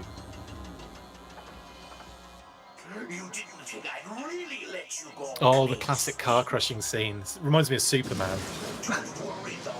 I mean, they'd already be dead right there, just from that drop. But they've been dead by breathing in Cesspool's breath. And now they're being squished by 2 pieces of raw meat, it looks like. It's always fascinating to me when they do those commercial cuts, how it actually looks like they filmed 2 completely different animations for that. Like, couldn't they have just repeated what they showed before the break? Totally. It's wrecking the machine. Especially considering they're so similar as well. Yeah. If they were completely different, I'd understand it, but the fact that they're like ever so slightly different makes no sense to me. Grab some sludge to analyze and get out of here. The exit's over there. And leave you here? Have those sludge fumes gone to your head, Flint? Someone's got to find Without out. you? No, Flint. No. I can handle it. Embrace. Before they find out you're still alive. I guess they needed to give Flint another Lady J scenario, didn't they? Yeah, she didn't have a new figure out, and they needed a cell clean sweep, so they thought they'd find him a new life companion. It's the new Alpine Bazooka combination. I'm into it. It was the 90s. It's hot. You guys looking for someone? They got the neon. Hey, you looking for someone? Amazing. I don't see how Cobra Major could altitude possibly again. steal all this rice. What are they going to do? Pick it off grain by grain? How? Our intelligence. So this is why Chipotle is always running out of brown rice. Yeah, because Cobra took it all. Yeah. Maybe, but given recent events, we have to be ready for anything. Oh no. Given any events. You're G.I. Joe. Given the scope of what's happening in this episode, this is a very small cast of characters. Yeah. They need like the entire squad. As the Cobra need their entire, like, all their troops and every single character in this episode. Now we got Cloudburst, Big Ben. Were they all swimming in the secret base here? At least now we don't have to worry about Cobra stealing the rice. Begin underwater harvesting operation. Incredible. There was so much going on there. I wasn't sure from that perspective. Were we above land? Were we underwater? The shark was zigzagging with grass. Not a clue. I believe it was underwater. I can understand why Cobra Commander would want to steal the rice, but why destroy it? Maybe he doesn't like it. Maybe he's more of a pasta guy. Are they mechanical sharks? Yes, I believe they come with eel version 2. And this is in their orange Deke deco.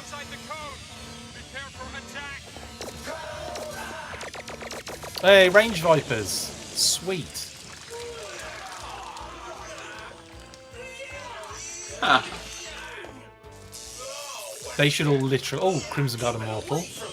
They should all literally be melting like the guy from RoboCop.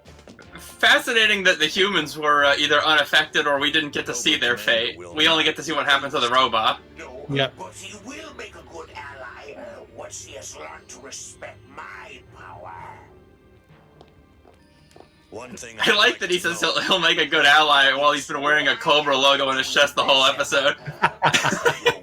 That is a very good point. He's really standing Cobra hard. I think you could have left that off initially, and then that could have been added after the fact. I feel like sometimes they were definitely of the, I can't be bothered, let's just do it this way. It's quicker, cheaper, easier. I mean, I've often heard that DEEK was an acronym for Do It Cheap, so... Yeah. Here we go. Oh, man. I was waiting for that big reveal. It's cool to see a hooded Cobra Commander as well. I feel like we've been starved of that design for a long time now. Are we gonna have to bleep when you say the word hooded? Probably. I do miss him. It's one of my favorite looks. This was the first Cobra Commander figure I had as a kid. I remember being really excited when that one came out because I missed out on that first one with the hood, and I remember, I think it was the black one that came out first? With The hood? Battle Core one came after this one. Okay. Yeah. So it's Talking Battle Commanders first, wasn't it? Yep. And I remember that coming up being really excited because I hadn't had a hooded Cobra Commander at that point, so it was like it was really cool. And I also remember seeing that was it a video game magazine commercial, like a magazine advert? Yeah, the live action. Yes. And I remember seeing that, and as a kid thinking, "Oh my god, they're doing a movie! They're doing a live-action film!" No, it was just a dude in very basic cosplay at the end of the day. I remember as a kid, I really wanted the talking backpack off of him because I wanted him to look like a normal figure, but I was too stupid to understand how screwdrivers work, so I just kept pulling and pulling until I yanked it out of his back, and then he had threaded screw holes. Nice. Yeah. I ended up unscrewing that well into my ownership of it, but I was still a kid, and I remember having to like take the whole thing apart to unscrew it because you had to expose the screws, didn't you, that were inside? And it was so traumatizing. Like I thought I was going to break it. I thought I was going to it wouldn't be able to be used again, kind of thing. I still wish they hadn't done that. I still wish they hadn't screwed it in. Yeah, it wasn't the best design. Oh, here we go, the big reveal. To be continued immediately, though. We are watching them back to back. How convenient! Yeah. What a beautiful edit. Ted Pedersen and Steve Hayes, I think that was, that did this. Do you think we'll see a classified septic hiss in the future? Maybe, yeah. And keep your eyes open for Flint. He may still be held prisoner here somewhere. I'd love to see that, General Hawk. We read you loud and clear, Hawk. I feel fairly confident if we keep spending our money, we'll see everything. Yep. No, it's kind of a nice thing in this era that I feel like for so long that the 90s Joe was sort of maligned, but now you're seeing people that are more in our age range are actually the ones that are having a hand in the development of current product, and so I think this stuff is finally getting some of the love that it deserved. Yeah. There's some great figures and characters. I mean, there's one, Bullhorn for a start. Amazing figure. Major Altitude would be cool as well.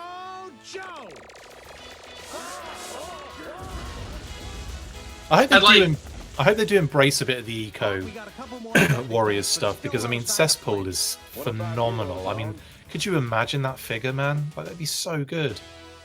Oh, we got a third eco warrior. All right. Why is he been left out? It's Dave Kunitz is Yeah, you got Dave Kunitz. You've got, is it Terry Wheeler who they did for the club that time? They did the club. I think so, yeah.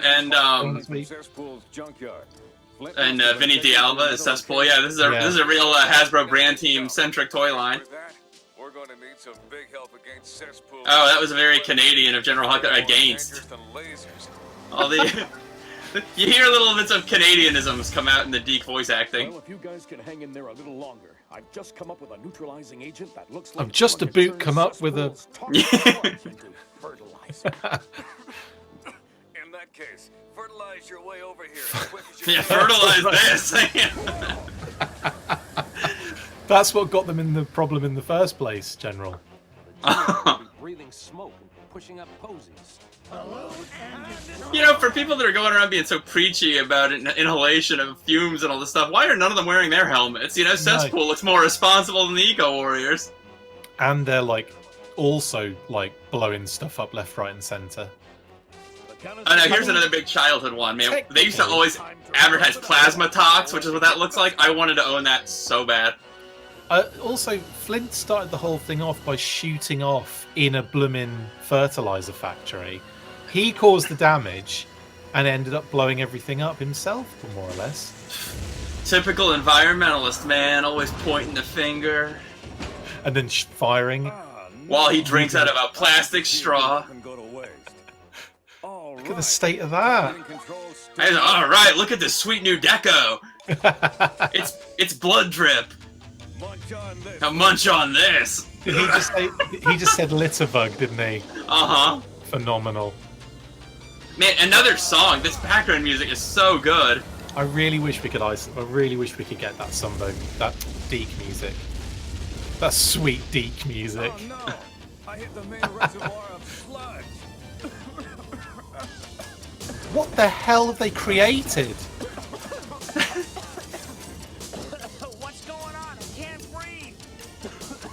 Oh, breakdance. Yeah. We're done for. Well, we can't breathe. Don't wear a helmet, you dolt. You yeah, come with one. Yeah. You were literally given one in your accessories, Ozone. Yeah. For goodness sake. But Joes may have already run out of air. I bloody love those choppers as well. We can't last much longer. This is Clean Sweep. Anyone copy? I was wondering where that voice came from. Whoa, what's he doing? What was General Hawk doing then? Yeah. You know. Just do it. I thought no one could see me with all of the, getting the gas everywhere. The smog. Will do. Just drop a couple of canisters. Oh, that's the cleaning the place up, I see. Have they just done that thing that Dubai did? Created artificial rain. Is that what's just happened here? It worked. Oh, a bit of rock and roll as well. Sonic Fighters 2. Don't you like how every character has every specialty? It doesn't matter. They can fly or drive any vehicle, operate any computer. Yep. Not so fast, sludge Not so fast, sludge ball. Not so fast, sludge ball. See? Now, who is that? We gotta... That's a fun green shirt. That is pretty dope, isn't it? Yeah, he looks like one of those like Brazilian Series 2 Eco Warriors. Definitely. Isn't it nice when something turns out right? Oh, that Range Viper. They've managed to make the Range Viper look so stupid. Yeah, kind of like, not even just a curved mouth, but like a wonky curved mouth. Brilliant. Man, that Cesspool scar is crazy. It's fascinating when I look at how like really nice a lot of these background paintings are. I'm like, why does the animation look so bad if they can paint like this? Yeah, there's some really nice ones. This last week has been miserable. Tell me about it. Turning the world into a toxic nightmare. Let's make out. At least the Yeah. is breathable again. I just wish Flint were here to breathe. Oh yeah, me too. But since he's not, I was thinking. Take your belt off. Go behind those barrels and take your belt off. Yeah, he got another one. What are they looking at? There's nothing there. Is that Danny DeVito as well? Yeah. Danny DeVito was in there. Yeah, Batman Returns was hot at the time. He was on their mind. I wonder. What do you wonder, Cobra Commander? Oh, we need Cesspool. It's simple as that. This Cobra Commander as well. We need this Cobra Commander too. But only if he has a permanently affixed backpack. And we also need that helmet, that head sculpt for the Range Viper, just randomly. Yeah, and we also need a human mask that can fit over Cobra Commander's bag head. Luckily, Commander, there is only one way to find out, Dark Soul Viper. Didn't know he was a pterodactyl. Those, I know what they remind me of now, and it's been bugging me for years. They remind me of sectors. Oh yeah, I see it. That's what has been bugging me for the longest time. I always felt they looked like a little kind of familiar. Flint's developing a real trope here. Yeah, just like trapping people in their own prison cells. Oh, they've used. I feel like they've used this tunnel area before. Looks really familiar. Excuse me, Cobra. Excuse me, Cobra. Excuse me, I've turned into Sean Connery. Of course. want the best for Flint's little dip. Flint's little what? Oh. I don't want to. Oh, he said what he said. I definitely heard something else then. Amazing how that fool Cobra Commander thinks we're creating all this. Eco Warriors was such a cool little vintage kind of sub team, though. I thought it was so awesome. And the Toxo Lab was just out of this world. I think what I love about it so much is it's so of its time, like between Captain Planet and Toxic Crusaders and Eco Warriors. Like, it was just like all of a sudden 1992 was the year of neon environmentalism. It came and went, but it was so fun to live through. Totally. Explosions would trigger the volcano's molten inner core. I remember McDonald's had this environmental Happy Meal one time, which was sort of a joke in and of itself. And one of the toys was a birdhouse, or no, like a little greenhouse thing. It was like a plastic shell. It was a great trap for Eco Warriors figures. And when the water hits the lava, it will be vaporized into superheated He got a voice. Yeah, right? I like that it just says magma behind them. What is going on? There's like an explosion, video explosion that seems to be kind of in the foreground rather than the background. Every country in the world and destroy the world's food supply. But then, what do you eat? They've got their own little storage somewhere, right? Yeah, they set some food aside for themselves. Destroy the world, unless I can stop him first. It's like, oh, my plan is to destroy the world. Then where you living? What are you gonna do?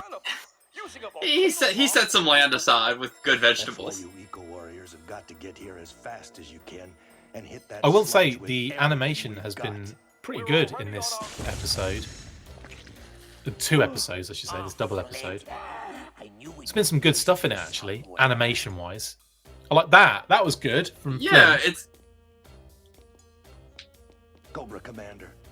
I think the biggest thing that the animation is lacking in is that the characters don't have any cell shading. Like it's just one color for everything. Yeah. Cesspool, what is this lunatic? But the actual animation styling and anatomy and stuff, I think is fine. It's really not that much worse than Sunbow. First explosion should be going off right about. Man, for a one-time like random extra character, that Toxic Viper has a hell of a voice. You've been getting, yeah. I feel like he was like auditioning for Batman the Animated Series or something. He'll be at Joe Fest. I'm sure there's nothing to it. And certainly nothing to stop Flint from enjoying his relaxing. Is this a sludge bath? But that's pure toxic sludge. That's some nice animation there too, with those little flames going up. Yeah. It's the least I can do for my good friend Flint. Go on, dive in. He's like putting his hand in it. Yeah. Oh, I mean, I guess it's like one of those things. Like once you're already sick, you're not worried about getting sick again. You know. It just looks like pizza sauce, doesn't it? Yeah, I kind of want some mozzarella sticks to dip in it. Our friend Flint needs to worry about getting a chill. They're gonna dip Flint's mozzarella stick in there in a little bit, I think. 3, 2. Yeah, he's gonna give his stick a little dip, according to Cobra Commander. Exactly. Cesspool, the new batch of sludge is finished. Enough to coat the entire Earth with a fine dust of. The entire Earth? What? Where are they storing this? What are you talking about?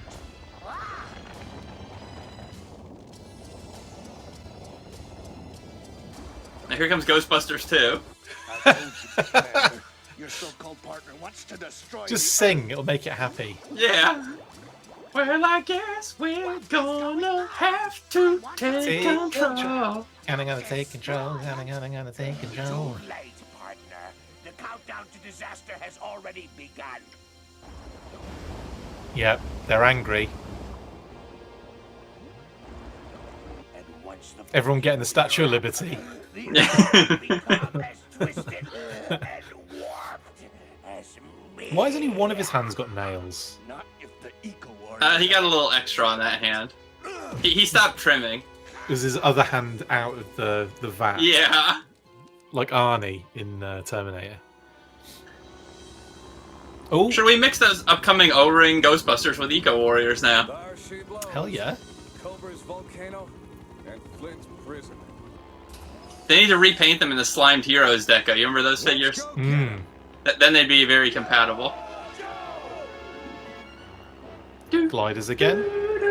I like these G.I. Joe C-130 type things. They're pretty cool. You're supposed to be attached to him, lads. Yeah, I was like, is he gonna jump on and catch it in the air? Are on the way. I've assumed radio control, and they'll follow us down. Okay. The functionality of these items changes wildly from episode to episode. Sometimes it's radio controlled, sometimes it's piloted. Flint here. Anybody read me? Also funny that I believe the pilot that actually goes to that specific glider is Cloudburst, and we've only seen him once in this episode, and it was on the ground. Water. In water. Yeah. In water, yeah. Yo, Flint. Hey, yo, Flint! Hey, yo, Flint! Gotcha. I'm on my way to the volcanic core. Take out Cesspool's Oh, that was enjoyable ride you just took there. Good This run. is a banger. Man, can you isolate this so we can spit some fire on this track? Yo. Then let's do it. Let's do it. What are those little nipple bombs? They use those same devices with this same premise in the episode, the Revenge of the Pharaohs, that comes with the rapid fire on VHS. Oh, yeah. Ambush and gridiron have to go around putting them out. I guess Deke was like, hey, it worked last season. You got it, Ozone. I just hope your neutralizer works. Of course it will. I made it myself. That means no, then. Yeah. There's a lot of very casual handling of firearms. Of course it will! Again, Eco Warriors. Not so much. I feel like this was the narrative. They're the ones that were the irresponsible ones, and Cesspool and the other guys are just trying to like keep it all contained, trying to keep all of the sludge to themselves. That's great news, guys. We may have saved the Earth. I like how Ozone just pulled out a Zippo lighter there. Yow! We may have saved the Earth, or destroyed it. It could go one way or the other. We're gonna blow sky high. We gotta get out of here as fast as we can. Another banger. It's almost like they just took the soundtrack from all of the like awesome 80s like cop shows and threw them on. Yeah. I'm pretty sure I heard this in Gleaming the Cube.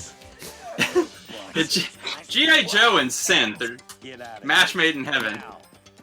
Even the Action Force dubs, they used synth for the intro, and it bangs so hard. Here he comes. If you just isolated a few clips from this episode, you could really put something together. There's a real narrative developing between the Eco Warriors. It's a sexy narrative. It is. That's the first mention of hot air I've heard so far. I'm surprised it's taken this long.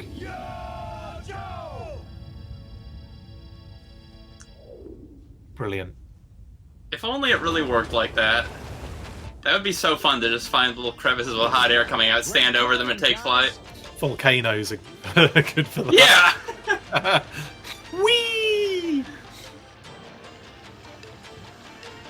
The only thing I will say is I was never a fan of when they would have just some sort of generic vehicle.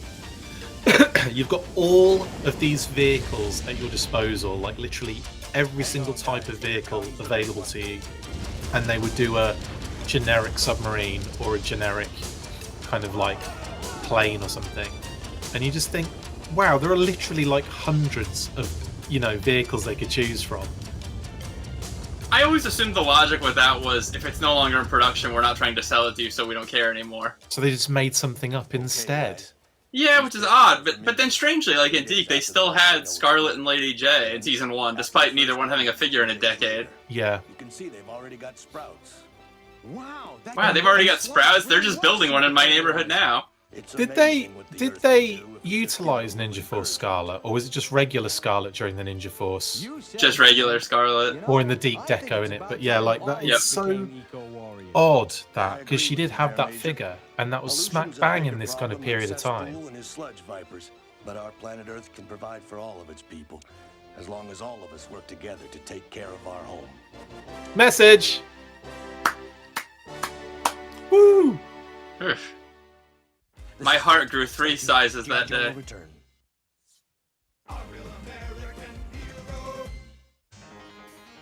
Hey, got to get up. Yo, Joe. Oh, there's that bad animation again. I do love the General. I think the General is one of my favorite low, like underappreciated big play sets. Yeah, I never owned it, and I feel like for my childhood era of Joe, that was definitely like the big one. You know, for the people a little older than me, it was the Terror Drum, the flag, whatever, but I didn't even know anyone that had it. I had it. Maybe. Oh, I do know someone. I loved that Christmas. It was amazing. I loved it because it had like blooming set lights and sounds as well. It was so extra. All right, there we go. Oh, we got to have this bit. Dick. Amazing. I always thought that Cluster logo looked like maybe like a cereal box of Sunbow. This was not Sunbow. Lies. Yeah. Oh, Right, and there's the flag with a circle on top of it. That's it.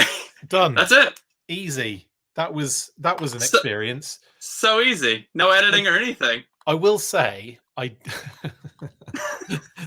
zero need to edit anything there. That was great. Yeah. No, that was a lot of fun, buddy. I will say it's been a while since I've watched the whole Deke series. And I don't even remember those episodes at all. I don't remember anything from those. I think I've seen it in full all the way through once, and I've watched different episodes multiple times after that.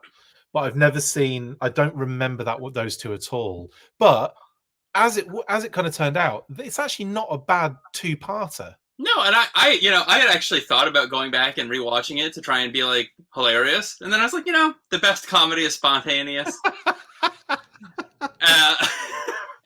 But yeah, it was quite good. It held up better than I remembered. Favorite moment in that two-parter?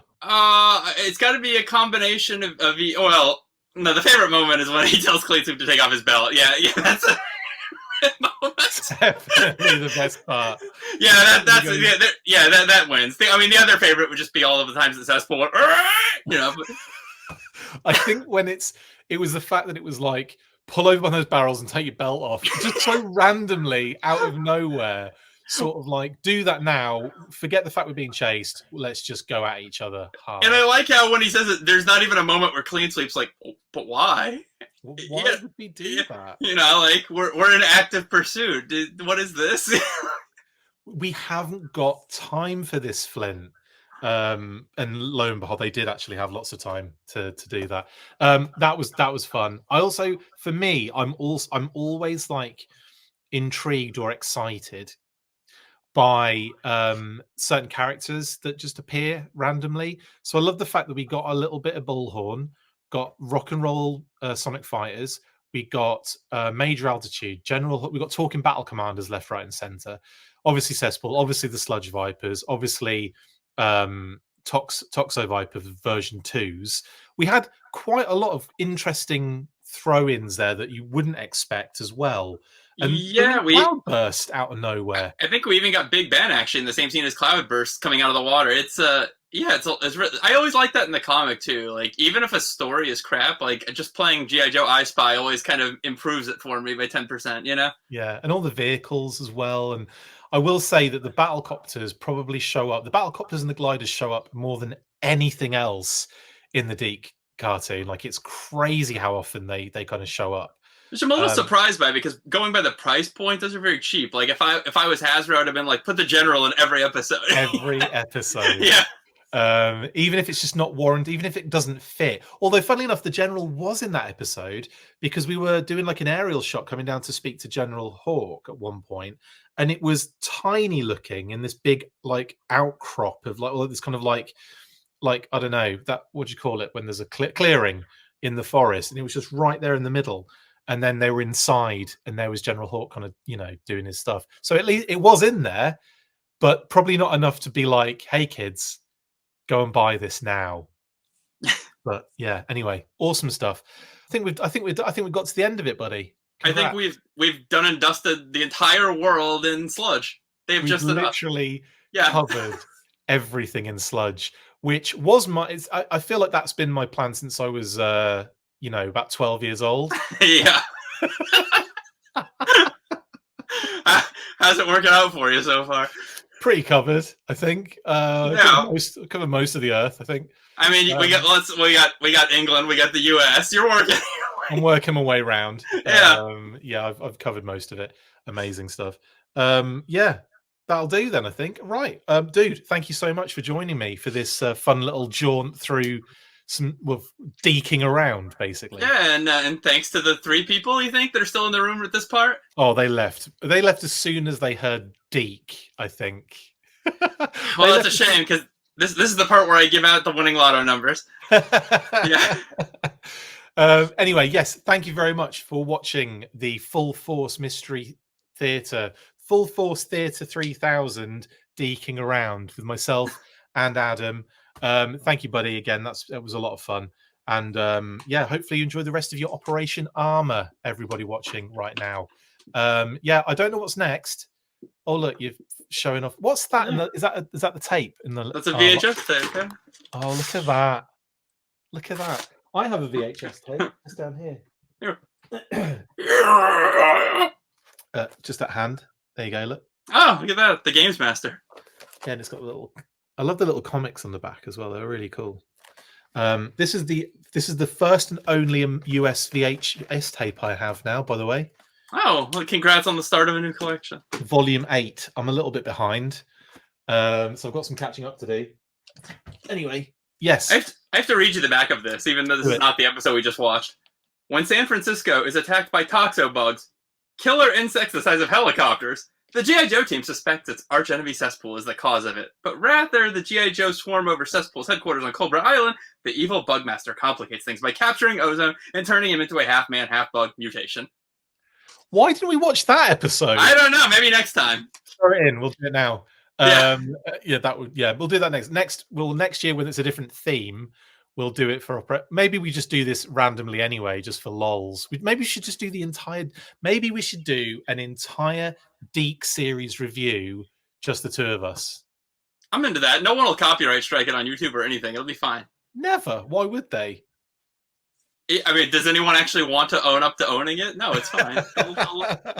There's a reason that all the retro merchandise is Sunbow based. That would be kind of fun to do, though. I think that'd be kind of fun to do. Plus, it would actually get me to watch the Deke cartoon again all the way through, because I just keep starting it and then forget where I am and have to go back to the beginning again. I must have watched Operation Dragonfire about 30 times. I mean, it's really good. Trying to watch the rest of the series, though, it's just I should start after Operation Dragonfire and just rinse that out. But yeah, anyway, yeah, cool. That's the same way that you rinsed out your sludge all over the world. Yo, Joe. Everywhere. A light dusting all over the world. And I've ruined everyone's food as well, by the sounds of things. Right, speaking of which, I'm going to go and eat. Thanks very much for jumping on, buddy. It's been a pleasure. Thanks to everyone watching as well. Hope you enjoy the rest of Operation Armor 4 and enjoy the rest of the cool stuff that's coming around the corner.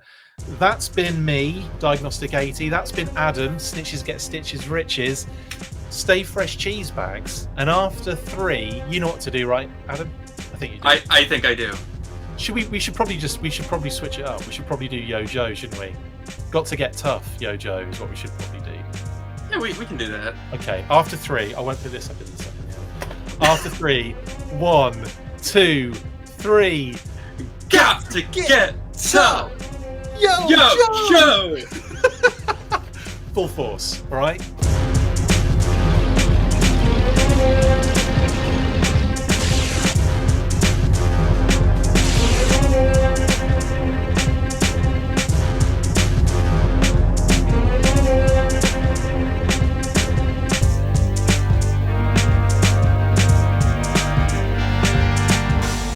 Hi, and thanks for joining us for A.R.M.O.R 4 Eco Warriors.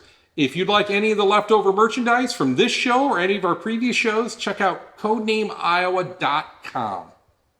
We want to give a big shout out to all those who helped us put this show on. Let's start with Chris Murray and Patrick Stewart from Joe Declassified and Articulated Points. Make sure to go out and like that YouTube channel from Articulated Points. Jason Morrell and Vinny doing the Order of the Battle podcast interview. That was fantastic. And then lastly, Chris McLeod and Adam Riches for the Full Force Theater. That's amazing stuff, guys. And we also want to recognize Mark Gerwick from Mark II Design. He put together the 3D modeling for the kits, and Chad Baker, who helps me out with the creative and the magic words that everybody gets to read. Join us in November for Assembly Required 13, where this year we're going to be celebrating the Iron Grenadiers. So make sure to pack your kilts and gold battle masks and come out to Hy-Vee Hall at the Iowa Event Center in November.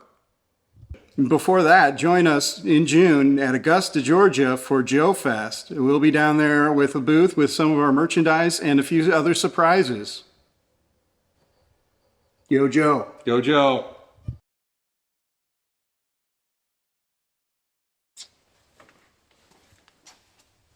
Hi, kids. Fred here. Hey, did you know that the Eco Warriors forced the G.I. Joe team to separate their 2-ply toilet paper to single-ply in order to save a couple of trees? That sounds pretty crappy to me, and it's yet another reason that you should join Cobra.